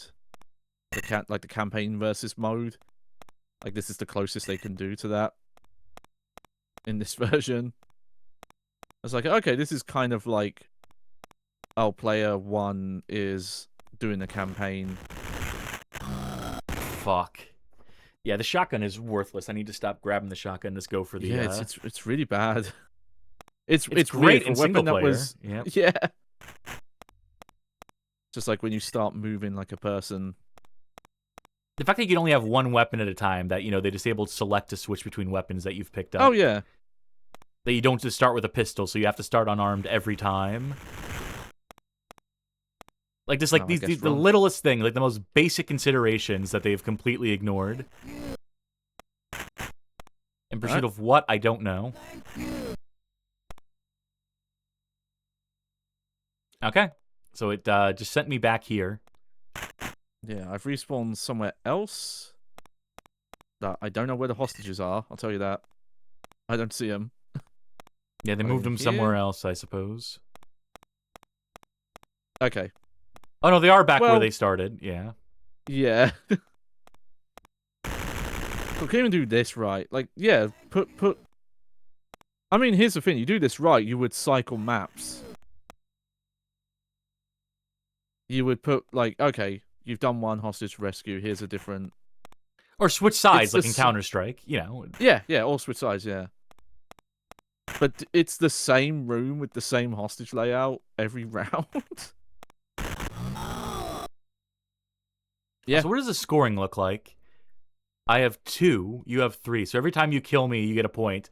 Every time I rescue both hostages and respawn, I get a point. This hardly seems fair. That's fucked. Yeah, that's not fair at all. And remember, this is also one of those games where, you know, the link cable support here is 2-player. There is no 4-player. There is no bonus. You know, there's no like way to hack it together that you have more players playing in this. Yeah. This is balanced for 2. So who won? Because on your screen it's flashing. Yeah. I guess we tied. Yeah. But hey, at least that means I can select again. Mm-hmm.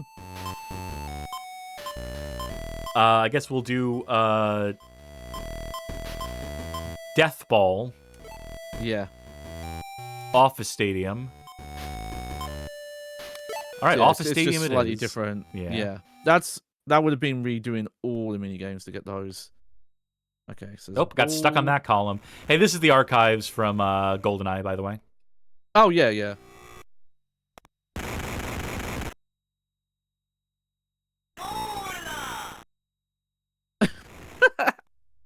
Sure. Yay! Oh, passed the crap out of me a little bit there. It's fine.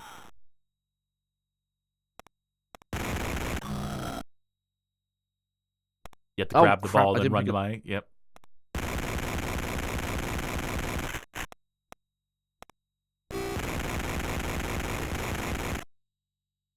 Oh, damn, you're so much better at footy than me. Oh, what can I say? It's in the blood.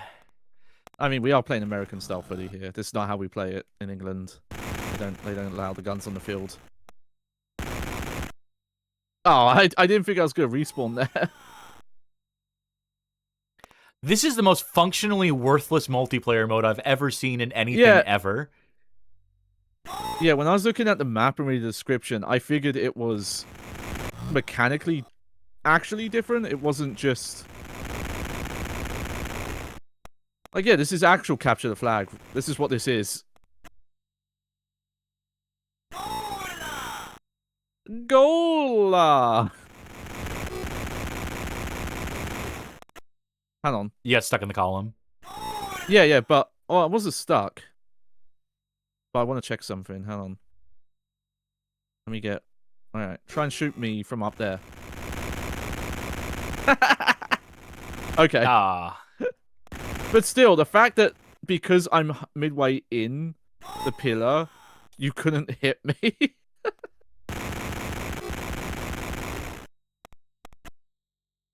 Right, I always get surprised when it respawns me.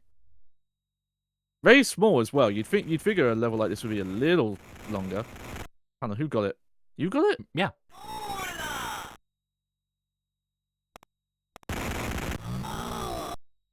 Yeah. Yeah. Yeah, this is the way it's meant to be played. This is the stalemate that yep. Ah. You're a good goalkeeper.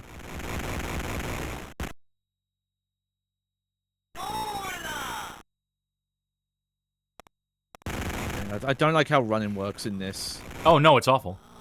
Oh, so close. I'd rather you hold B to run, and then you press select to reload. Also, why in this mode do Or you use still get items. to shoot while you have the soccer ball? Unlike the the capture the flag mode where it like that would at least give you like something to where you can like you'd be that's on how the it should- defensive, yeah. Yeah, that's exactly how it should work. Oh, nice, nice. You caught me on at spawn.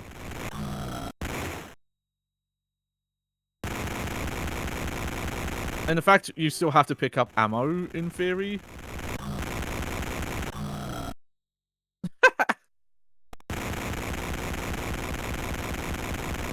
Serpentine.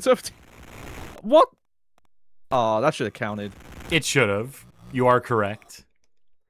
And now we got a game going. We're only 10 points behind with God knows how many minutes on the clock. Yeah, this is how Johnny can catch up. Oh, fuck you. Fucking killing me the second I spawn. Not even a second. The split second. The frame. What is there a point limit or is there a time limit? You know, I assume there's a time limit. I just want to see how many points you can get now. This is how high scoring actual soccer should be. Then I'd be more interested in it.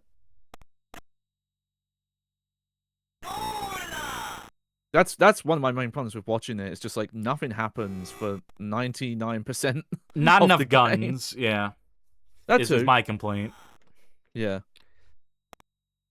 Instead of red cards and yellow cards, the referees should just be able to shoot players. Yeah. Play how I used to play soccer demos. All right, I'm going to restart now. Just tackle all the good players to injure them for the other team. To see how many red cards I could get. There we go. I actually remembered which direction to press that time. This will be this guy. Oh, helmet. There's one guy I haven't seen yet. Defense, factory fight. Let's do a defense for 3 minutes, just to... Yeah. Arcade defense. So Pac-Man map. Oh, it is, yeah. Oh, right, the colored zones, because it's King of the Hill. Right, okay. Oh, I thought we were making some green screen footage. Hey, folks, if you want, if you want to make a sprite sheet for this character, this is the way. Yeah.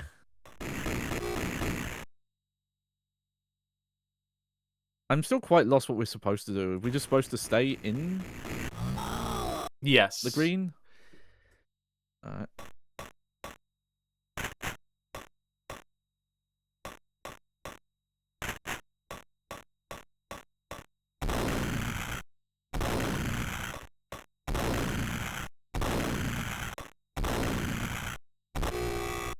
Ah. It worked for a bit. This animation, this soldier in particular has a very bow-legged run.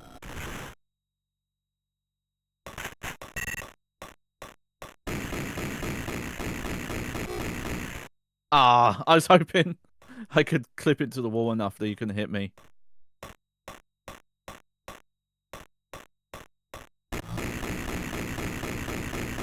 Hey, I managed to heal.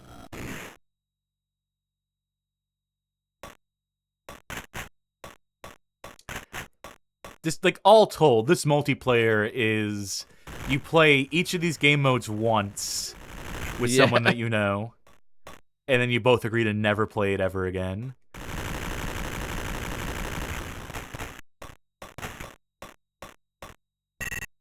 Let me come back.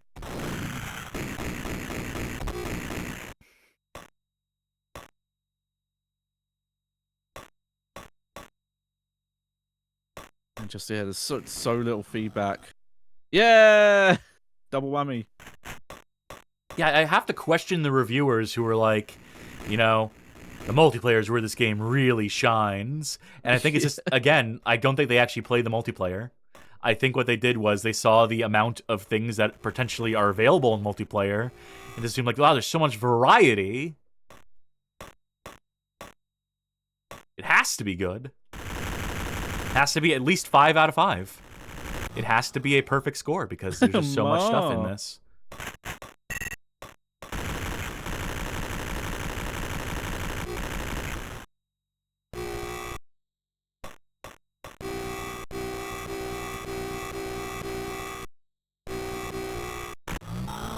Yeah, put an end to that.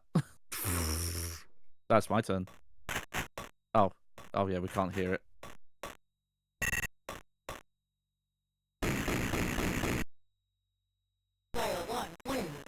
Wow, close.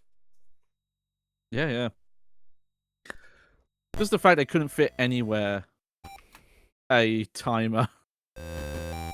Just to show, like, oh, this is where the scores are at right now.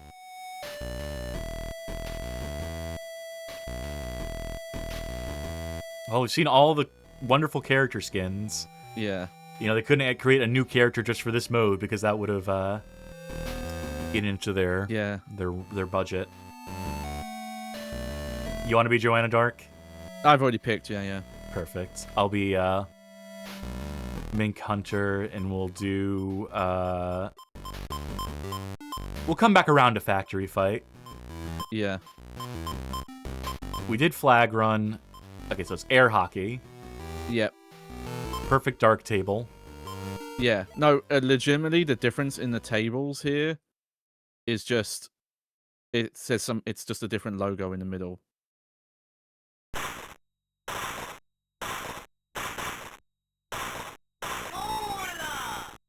It's literally just fucking Pong. Yeah. Oh, but I can Well, actually, charge. There's a power meter, you see, if you hold down the A button. Yeah, I did see that. Oh! Gola! Oh, pawn on the D-pad.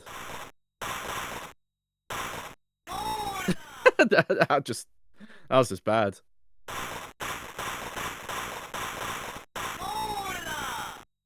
Do you see sometimes I hit it and it goes behind me? Yep, just like that just happened to me. Yep. Yeah.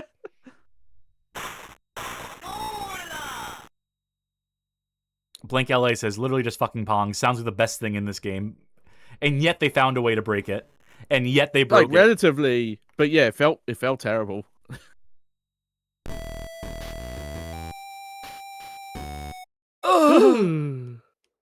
Only one thing left, Johnny. Yeah, one thing left. Yeah, the ultimate showdown. This one's for all the marbles. Marble Madness. Imagine it's just a Marble Madness level for no reason. You should be Joanna again. I think you've earned it.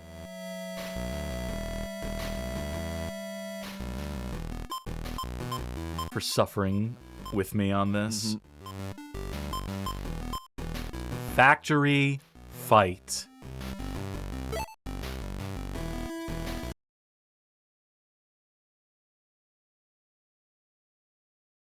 This factory ain't big enough for the two of us.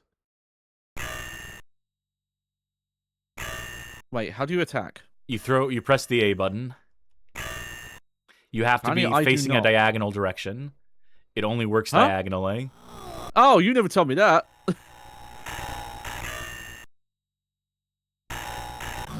Oh, this in particular feels bad to have the fucking double tap.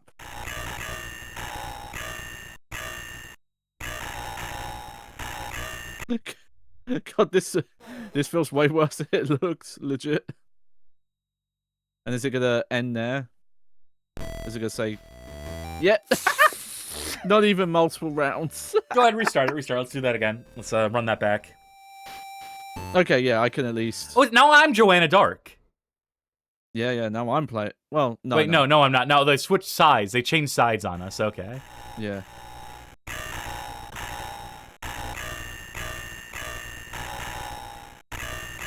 Jackson Stream stuff says, wow, I had this game. You play the multiplayer much?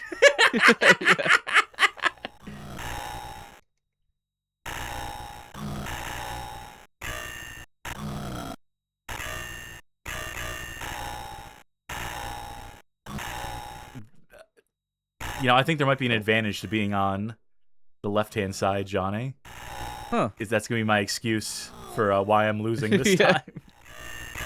Yeah, hard to dispute that, because you'd have to care enough to figure that out. Hey! That was close, though. It doesn't feel great, but that's better than the fucking air hockey mode. Their pseudo, Tron disc mode, I guess.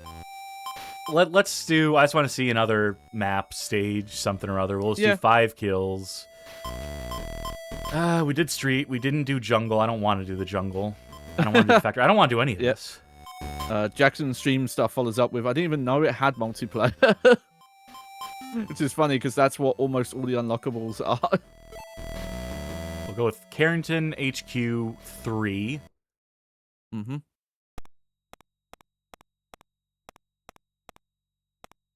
Again, I love that they spawn you without a weapon, and by love, I mean hate.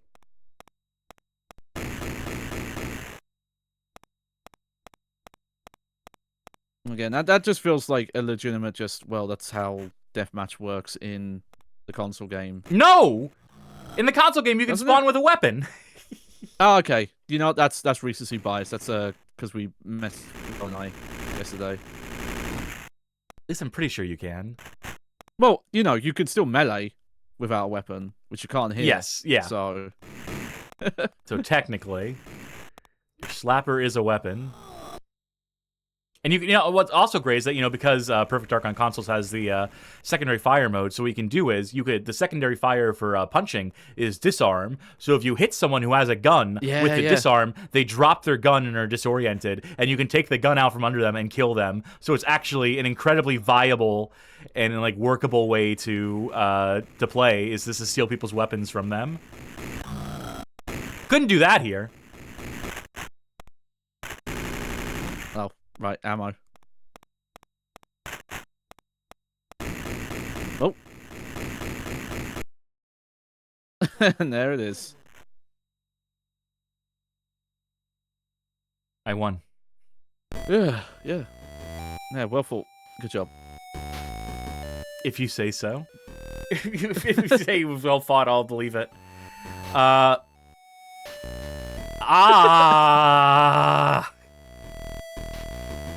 Okay. All right. Yeah. The time has come, Johnny. Now we've experienced all there is on offer in this game. Oh, yeah, yeah. Whoop. Johnny, Yeah.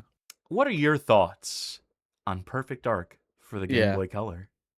This feels like a game that is entirely built around back of box feature list. Not like the quality is not really the concern. Even in terms of like doing the digitalized audio or the size of sprites or anything, it's not thinking of how good they look. It's just in terms of like what a technical showcase, what a back of the box feature. Look at all these mini games. Look at all these maps and modes, and these and none of it comes together. Like I get why you mentioned this game having the feel that it feels like different separate teams worked on aspects of the game, and it all just got jammed together. Because even if that isn't the case, that's how it ends up feeling. And I do wonder, at the very least, if they did have one or two people do like, oh, here's this mini game that's going to be integrated into the story, and that was done entirely separate, kind of thing, and then stuck in. Like, and the problem is as well is like almost all of the what they're doing to be back of the box features, all the bespoke modes, is a negative because none of them are done especially well. None of them evoke the original source material in any way, or they detract in other ways. You know, having the big sprites, they're well animated, but they're so big it means that the view zoomed in and you can't see anywhere.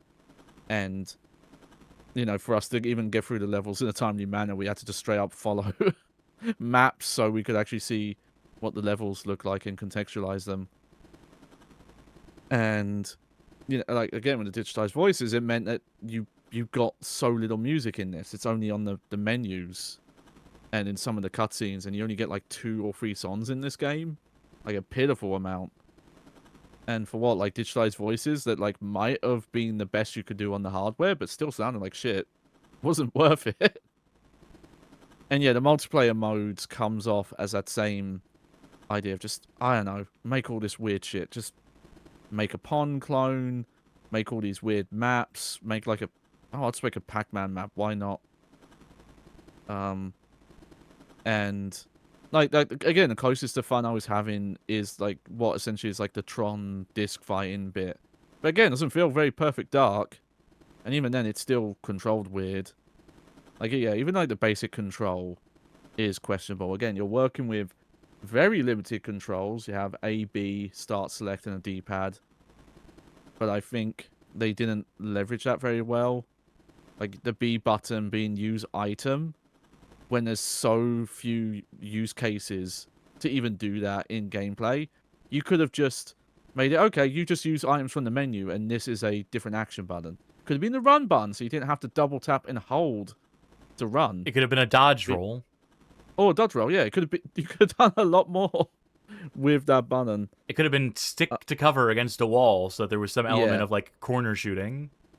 Mm-hmm. Yeah. Like, it is really a struggle to highlight the positives, because most of the things that at the time would have get mentioned in reviews and in that weird objective era calculation review score era this would have come out in, they would have scored this high.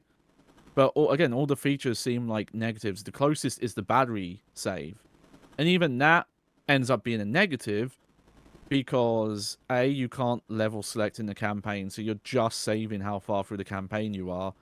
And your unlocks, which of course the issue there is having the unlocks, like having if you were to play this multiplayer, or you did really get into the mini games for whatever reason, even though they play the same as they do in the story mode, like that's almost the only reason they're justifying the battery save, because otherwise the campaign, you're not carrying progress like stats or unlocks through the campaign. It's not like, oh, you found this gun in level 1, you'll have it in level 5.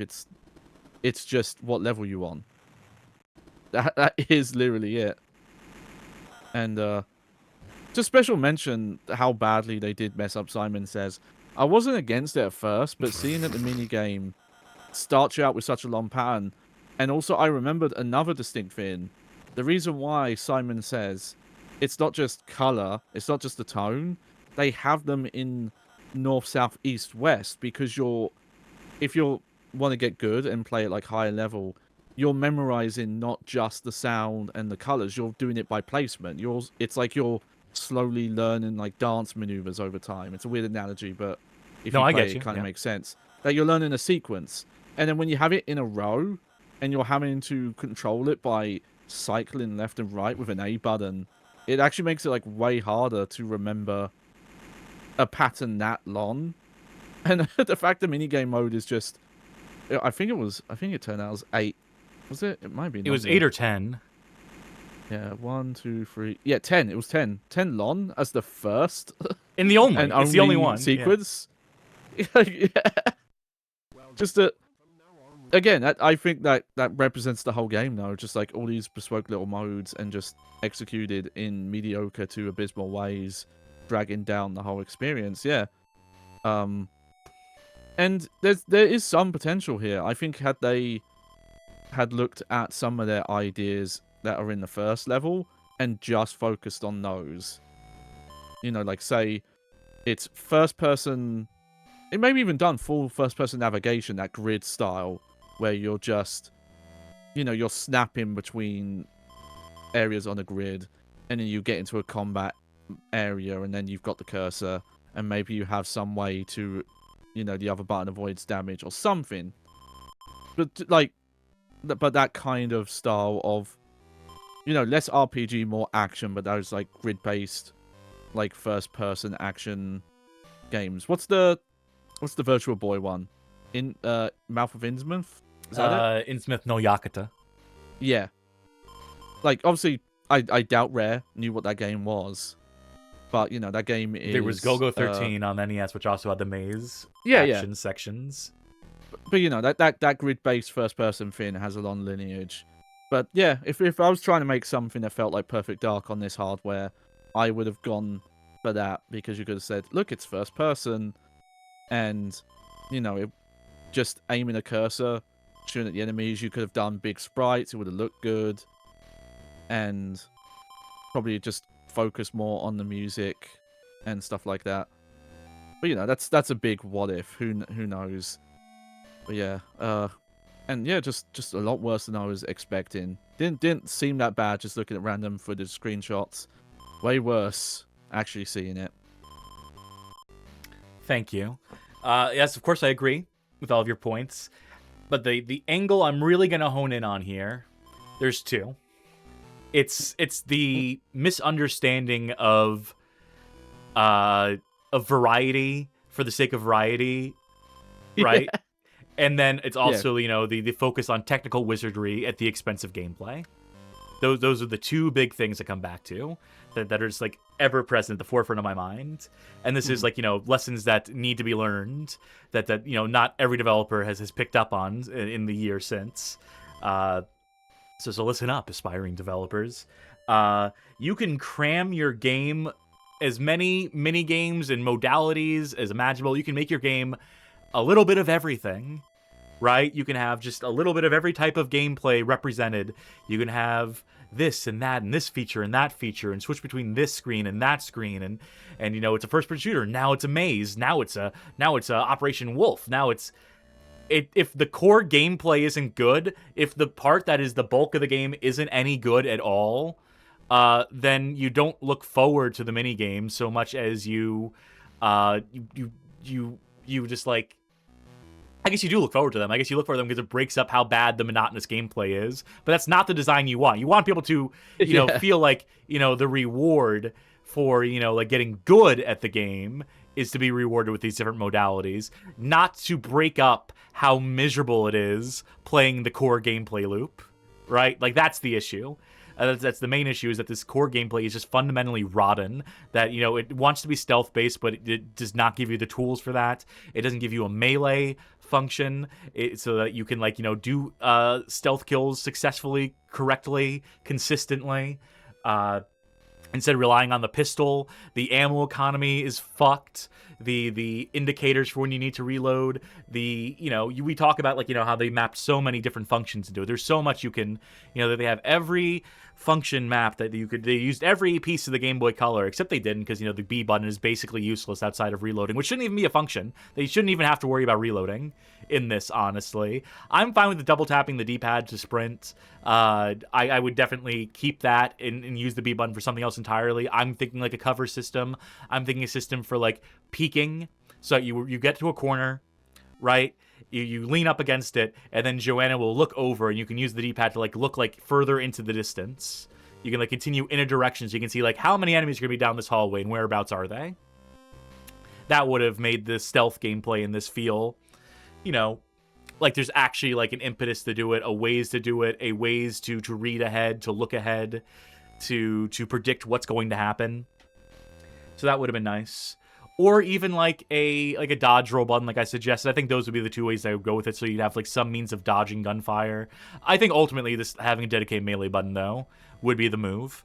Just have so that if you're in close quarters combat, if you fucked up stealth, but you still want to just disarm someone, you want to put them into a stun state, rather than having to engage with the running around in circles and shooting at each other that the multiplayer amounts to, that you could just knock them out. That's why, Metal Gear and Snake's Revenge on the NES both had dedicated melee button at all times. Or maybe was that just Snake's Revenge? It's hard to say. Snake's Revenge, Yeah, I have recency bias for it. But, I wondered why they did it in that game, chose to do it that way. But now I see it. Now I see the vision. Now I understand. So retroactively add a point to Snake's Revenge on the NES, give it a higher rating than I gave it. For not falling down the same fucking trap that Rare would fall into 10 years later. The lack of melee is baffling in this. The lack of music is baffling in this. The lack of so many of the basic most functions, and what this comes down to, what that takes us back to, is just this huffing their own fucking farts philosophy of we're the technical wizards, we're the ones who maximize Nintendo's hardware, we're the ones who brought Donkey Kong Country to bear on the Super NES, we're the ones who brought Perfect Dark for the N64, we have to continue our legacy of pushing this system to its limits. And it's motherfuckers, remember to make a good game first. It doesn't matter what technology you're pursuing. It doesn't matter you made a bespoke cartridge with Rumble built in and the capacity for sampled speech and in all these, crammed all this different shit in it. Your game still feels completely lacking when it comes to actual variety of, fun stuff to do. When it comes to, a clean implementation of the basic mechanics. It's, it's impressive that you cut away to this screen every time you loot a body, but does it make the game flow better? No, it makes it flow a million times worse. It kills the momentum dead every time you need to loot a body, as opposed to just having enemies blink out of existence and drop whatever items you pick up off of them. This basic shit that was already solved. Like, these were already, like, game design principles that were already solved in previous games. Games 10 years, 20 years prior, where we're making smarter decisions, more concerted decisions with the design. And I just feel like it's Rare letting their ambition get in the way, and just like this need, like they maybe felt some sort of need to like to do things differently, to be like, well, we're fucking Rare and we do it this way. We don't just follow into conventional design. You know, we're the ones who are not just technical innovators, but we're also innovators in terms of, you know, shaking things up. And it's like, motherfucker, there are some traditions that are tradition for a reason. There are some game design concepts that have been codified and cemented because they're functional, because the best ways to do these things. Because it doesn't add anything to have extra layers of granularity and esotericism. In the way that this game routinely does at every single fucking corner of it. And then the things that like it does that are like the most fun are the things they get away from, the things they can't like, you know, can't wait to move on from in the interest of new modalities. If they had just stuck to the shooting in first person, if they had like built it around that, it would have been a far more functional game. Maybe it wouldn't have been as technically impressive. I think it would have been plenty impressive to have an entire game in that grid-based first-person wizardry, Go-Go 13, Instrument no Yakuta style. I think that would have been fine, actually. It would have lent itself to like, you know, sort of like labyrinthian design that I don't love. But, you know, you could solve that with having a mini-map. Yeah. It's easily solved, and that's something that Rare could have done to have changed the perception of that kind of perspective. And, you know, it would have been impressive in its own way. It would have been pseudo 3D. That is like so clearly, obviously the route they should have gone, that it's truly baffling they didn't. I guess they felt like they wouldn't be able to do like stealth particularly well in that perspective. Maybe that was their concern. But I gotta tell you, they didn't do it well here. This game's focus on stealth is also one of its worst aspects. Like, stealth was a thing in Perfect Dark, but it was never the primary gameplay. It was just something you could do if you played right. On some levels, not all. Yeah, on some levels, yeah. But it was, if you were good enough, you could viably ignore it as well, and just play run and gun style. And you can't hit in some cases, not well at least. So yeah, I'm just adding those 2 points to what you said. You covered a lot of the ground. Yeah. And that is all to say, just in summation with the whole thing. And also the multiplayer, you know, which was just, like, not fun at all, which was just not good. They had a variety of gameplay modes, you know, if you knew how to unlock them, which you wouldn't just know unless you had a guide in front of you telling you how to unlock them. I'm sure 90% of players, 99% of players even. I mean, we had someone come in who said, like, I didn't even know there's a fucking multiplayer mode. And it's like, yeah, because they don't do enough to fucking incentivize it or advertise it or tell you how to unlock the content in it. It's almost like it was an afterthought in the way that GoldenEye multiplayer was an afterthought, except GoldenEye multiplayer was good, and this was not good. Every decision they made was the wrong one in terms of implementing the multiplayer into this, and that's impressive in its own right, I suppose. Yeah, so just in summation, like with the multiplayer added to the single player, abysmal. This is 1 out of 5 all day from me. It may do some things that like are almost vaguely impressive. I thought the Operation Wolf little segue, that was the boat thing where you're on the boat and you're just doing as much as I hate Operation Wolf, that was like one of the highlights of this game. Maybe done something with that. I don't know. I would have cut down like on half the gimmick modes and just focused on really like honing in the half that you're left with. I would have gotten rid of half the boss fights, or just done a complete different style of boss fight. Maybe like an enemy who's rolling in and out of cover rather than the helicopters, so you can skip that Mink Hunter multiplayer. I don't know. There's like, you could, with a game as bad as this, with makes as many mistakes as this does, you could spend all day just being like, change this. You can do armchair game designer till the end of fucking time, just correcting the mistakes they made in this. And what I would say like are objectively mistakes. You know, I'm not one to say, you know, this is objectively a bad game, but like when the alternatives, what they should have done is so clear in so many instances in the course of this game, I'm not gonna say it's objective bad. I'm sure there's someone out there who enjoys this, right? Despite its flaws, or maybe the flaws don't register as flaws to them. Maybe this is exactly someone's game. There's someone who's exactly on the right wavelength for this sort of thing, but it ain't me. And I would say that, you know, it's just, to me, it reads as scattershot. It reads as trying to do too many things all at once and not mastering any of them. It is the ultimate jack of all trades and complete failure at every single one of them by my measured perspective. quantity over quality. To Is, the nth degree. it's the bad version of quality over quantity. Like, So there you go. unlike, if they had, I don't know, like there's a world where this is maybe there's a day in the week, if you caught me in the right mood, I might give this a 2 out of 5. I might be so generous as to say that, is it unplayable? Borderline. Towards the end of the campaign, I would say there are bits of this game that, thank God for Rewind, because I would not have the patience to trial and error the way that these things in the way the game wants me to, with the piss poor checkpointing as well on top of that. But it is technically beatable. It is technically finishable, and that should be worth a point, I suppose. It looks nice. I mean, it doesn't. I think it actually looks gaudy as shit. I think it actually looks ugly, but it's technically impressive, right? So that's got to count for something. Like the Joanna sprite looks nice, but I feel like the backgrounds do not. They don't contrast well. No. But honestly, I feel like the nicest thing I could say is just that the multiplayer modes themselves aren't good, but it's probably the most enjoyment you could have. But it is, in spite of the game. So it's hard to give the game much credit for it. And I would also just say, there's a final note, and you mentioned it, but, man, this does not feel like Perfect Dark. There's nothing about this screams Perfect Dark. Nothing about this even whispers Perfect Dark to me. Perfect Dark. This game is supposed to take place a year before the events of the real video game, and it feels like just grungy year 2000 military complex. You're walking around in a boat, and it's just there's nothing sci-fi about this. So it's lost the competitive edge that its console counterpart has, that gave it a unique visual identity that allowed them to play around with so many different ideas in terms of the weapons and modalities and functions there, and the variety of objectives, and updating the spy-based, gadget-based gameplay from GoldenEye, modernizing it, futurizing it. It's all these elements that, got tossed out the window. And it leads me to wonder, how much communication was there between the N64 team and the Game Boy Color team? Because I have to imagine it was none.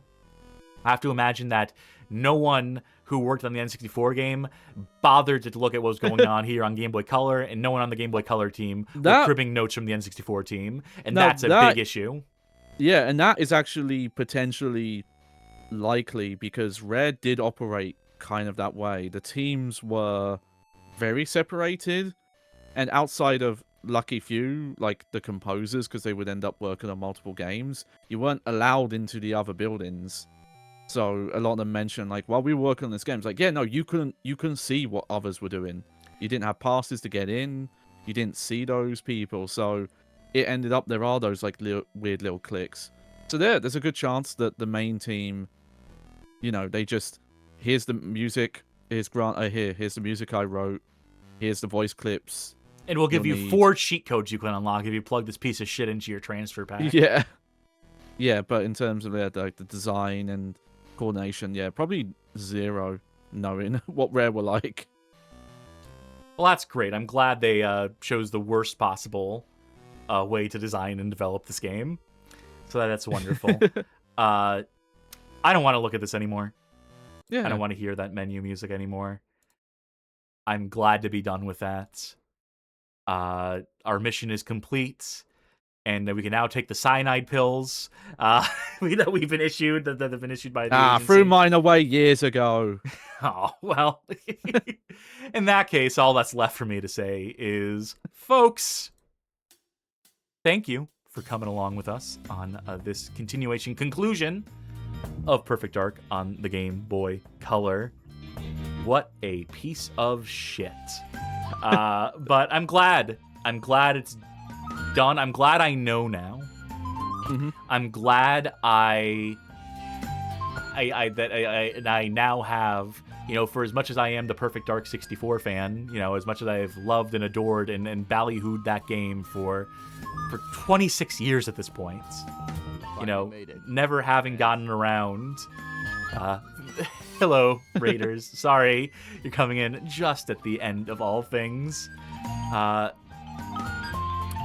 in, from the N64 game, having, cherished that for 26 years, and then not, exposing myself to this or Perfect Dark Zero, that now I am one down. And now that I have one less thing to to consider, one less thing to worry about having in the back of my mind, being like, what if, that Game Boy Color game is secretly just as good? Nope, no worries about that. No concerns about that anymore. No siree, Bob. Now we just got to do Perfect Dark Zero. Oh, yeah. We just got to do that at some point down the line and see how that shapes up, see how that compares. It can't be worse than this. Yeah. I'm very curious to see what you think of that when we get to it. I'm curious to know what I think of it. I'm curious to play it and have a thought on it, an opinion on it. But that will be in due time. Instead, we'll look ahead to the future now. We'll look ahead a week into the future to tell you that this coming Thursday, June 11th, we will begin our playthrough of You Are Empty, the alternative history Russian first-person shooter with a hell of a story behind it, hell of a team behind it. It's a hell of a game. It's truly surreal in its ways, and I am looking forward to showing that one off. Saturday, June 13th, we'll have a Light Gun Games extravaganza up our sleeves. We will bring some rail shooters and other manner of light gun game to the table, as we enjoy doing. Get away from whatever this was, back to our favorite genre, the comfort of the rail shooter, of the light gun game. This game could have been a rail shooter. Could have been an entire rail shooter on the Game Boy Color. They had the modalities, they had the mini games, they had the extra modes that were that. Yeah. What if they had just committed to that? It would have been something. It would have been better than this, I can tell you that much for free. Monday, June 15th, you can join us for a casual Monday, the show where we play not-so-bad games, shoot the shit a little more casually. You should check out yesterday's casual Monday that we recorded, where we played GoldenEye on the XBLA and GoldenEye 007 on the Wii. We'll tell you where you can access those VODs, because they're not just up on the YouTube, so we'll fill you in on the details of that in just a little bit. First, I gotta mention, though, that Tuesday, June 16th is a big old pending on the schedule, but it will be something. It's always something on the Bad Game Hall of Fame. This is also around the time where Charky is due to return. They said the week of the 15th, so I don't know if that means the 15th. But hopefully whatever we have, we'll figure out, if they're coming along, if they'll be around for Tuesday, and then we'll have some grand return for them, if that is the case. For that Tuesday. So stay tuned. Anticipate, so on and so forth. Hey!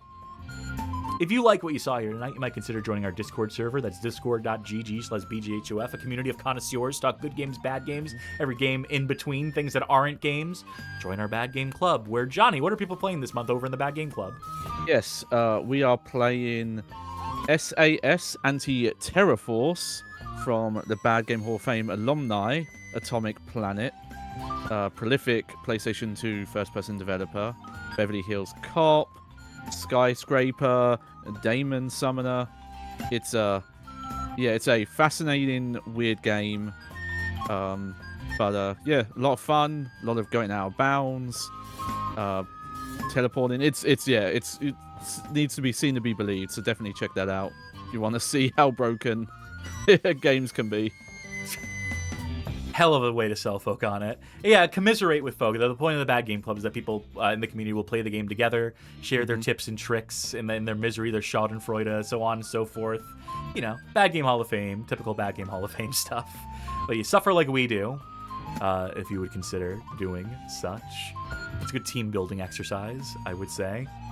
If you really like what you saw here tonight, you might consider financially supporting us by pledging on Patreon, subscribing on Twitch, or becoming a member on YouTube. Any or all of the above will grant you access on that Discord server to our Patron Saints channel, wherein you can vote in polls to help determine our playthroughs, the likes of which settled that we were going to play You Are Empty coming up this Thursday. There we are. You can make suggestions to help steer the direction of the show. You can gain access to exclusive content, primarily at this current juncture, by way of the Casual Mondays VODs archive. Over 160 hours at time of recording of exclusive VOD content, including that GoldenEye Spectacular we just put up yesterday. And, there's also perhaps the greatest perk of them all is the satisfaction that comes with us supporting this little show, keeping us in bad games, keeping us suffering for your bemusement, for your entertainment.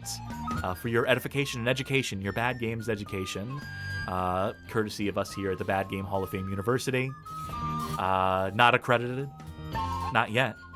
But we do thank you. We do genuinely thank those of you who see fit to support us in that way, even if we know that it's because you love to see us suffer.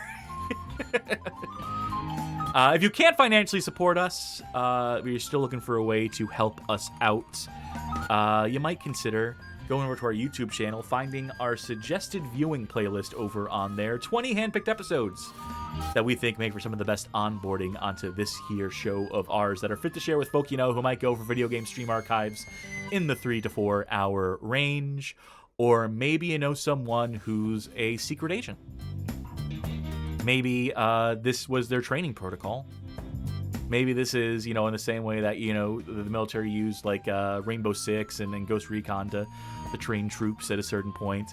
Maybe just unbeknownst to us that secret government agencies out there are using Perfect Dark on the Game Boy Color, just the tutorial, just the training missions, just that first 6 of the game where you're going through those warehouses. Maybe that's how our secret agents of the day are trained, and maybe this will be a nice little nostalgia trip for them, if that is the case. That might be the dumbest theoretical person I've come up with yet. That might be the strangest. We leave it to your discretion, dear viewers. We leave it to you to share what you want to share and so forth. Okay. Who's streaming? Who can we raid here at the end of all things? I will send folk the way of... That's not right. That's not the game they're playing. They say they're playing one thing in their description, but then I'm looking at the game and it's something else. Dot Level is playing... they're beating every retro action platformer. Their title says Kung Fu for the NES, but they're playing fucking Warlock for the SNES. So that's what I want to send folk to see. That's what I want to send people to watch. Let them know the Bad Game Hall of Fame sent you. I have been Cassidy Carrington. And I've been Dancing in the Dark, Johnny Baghead. Very good. Thank you once more for coming along with us here at the Bad Game Hall of Fame as we have now successfully played through Perfect Dark on the Game Boy Color. We will see you next mission. Bye for now. Toodles!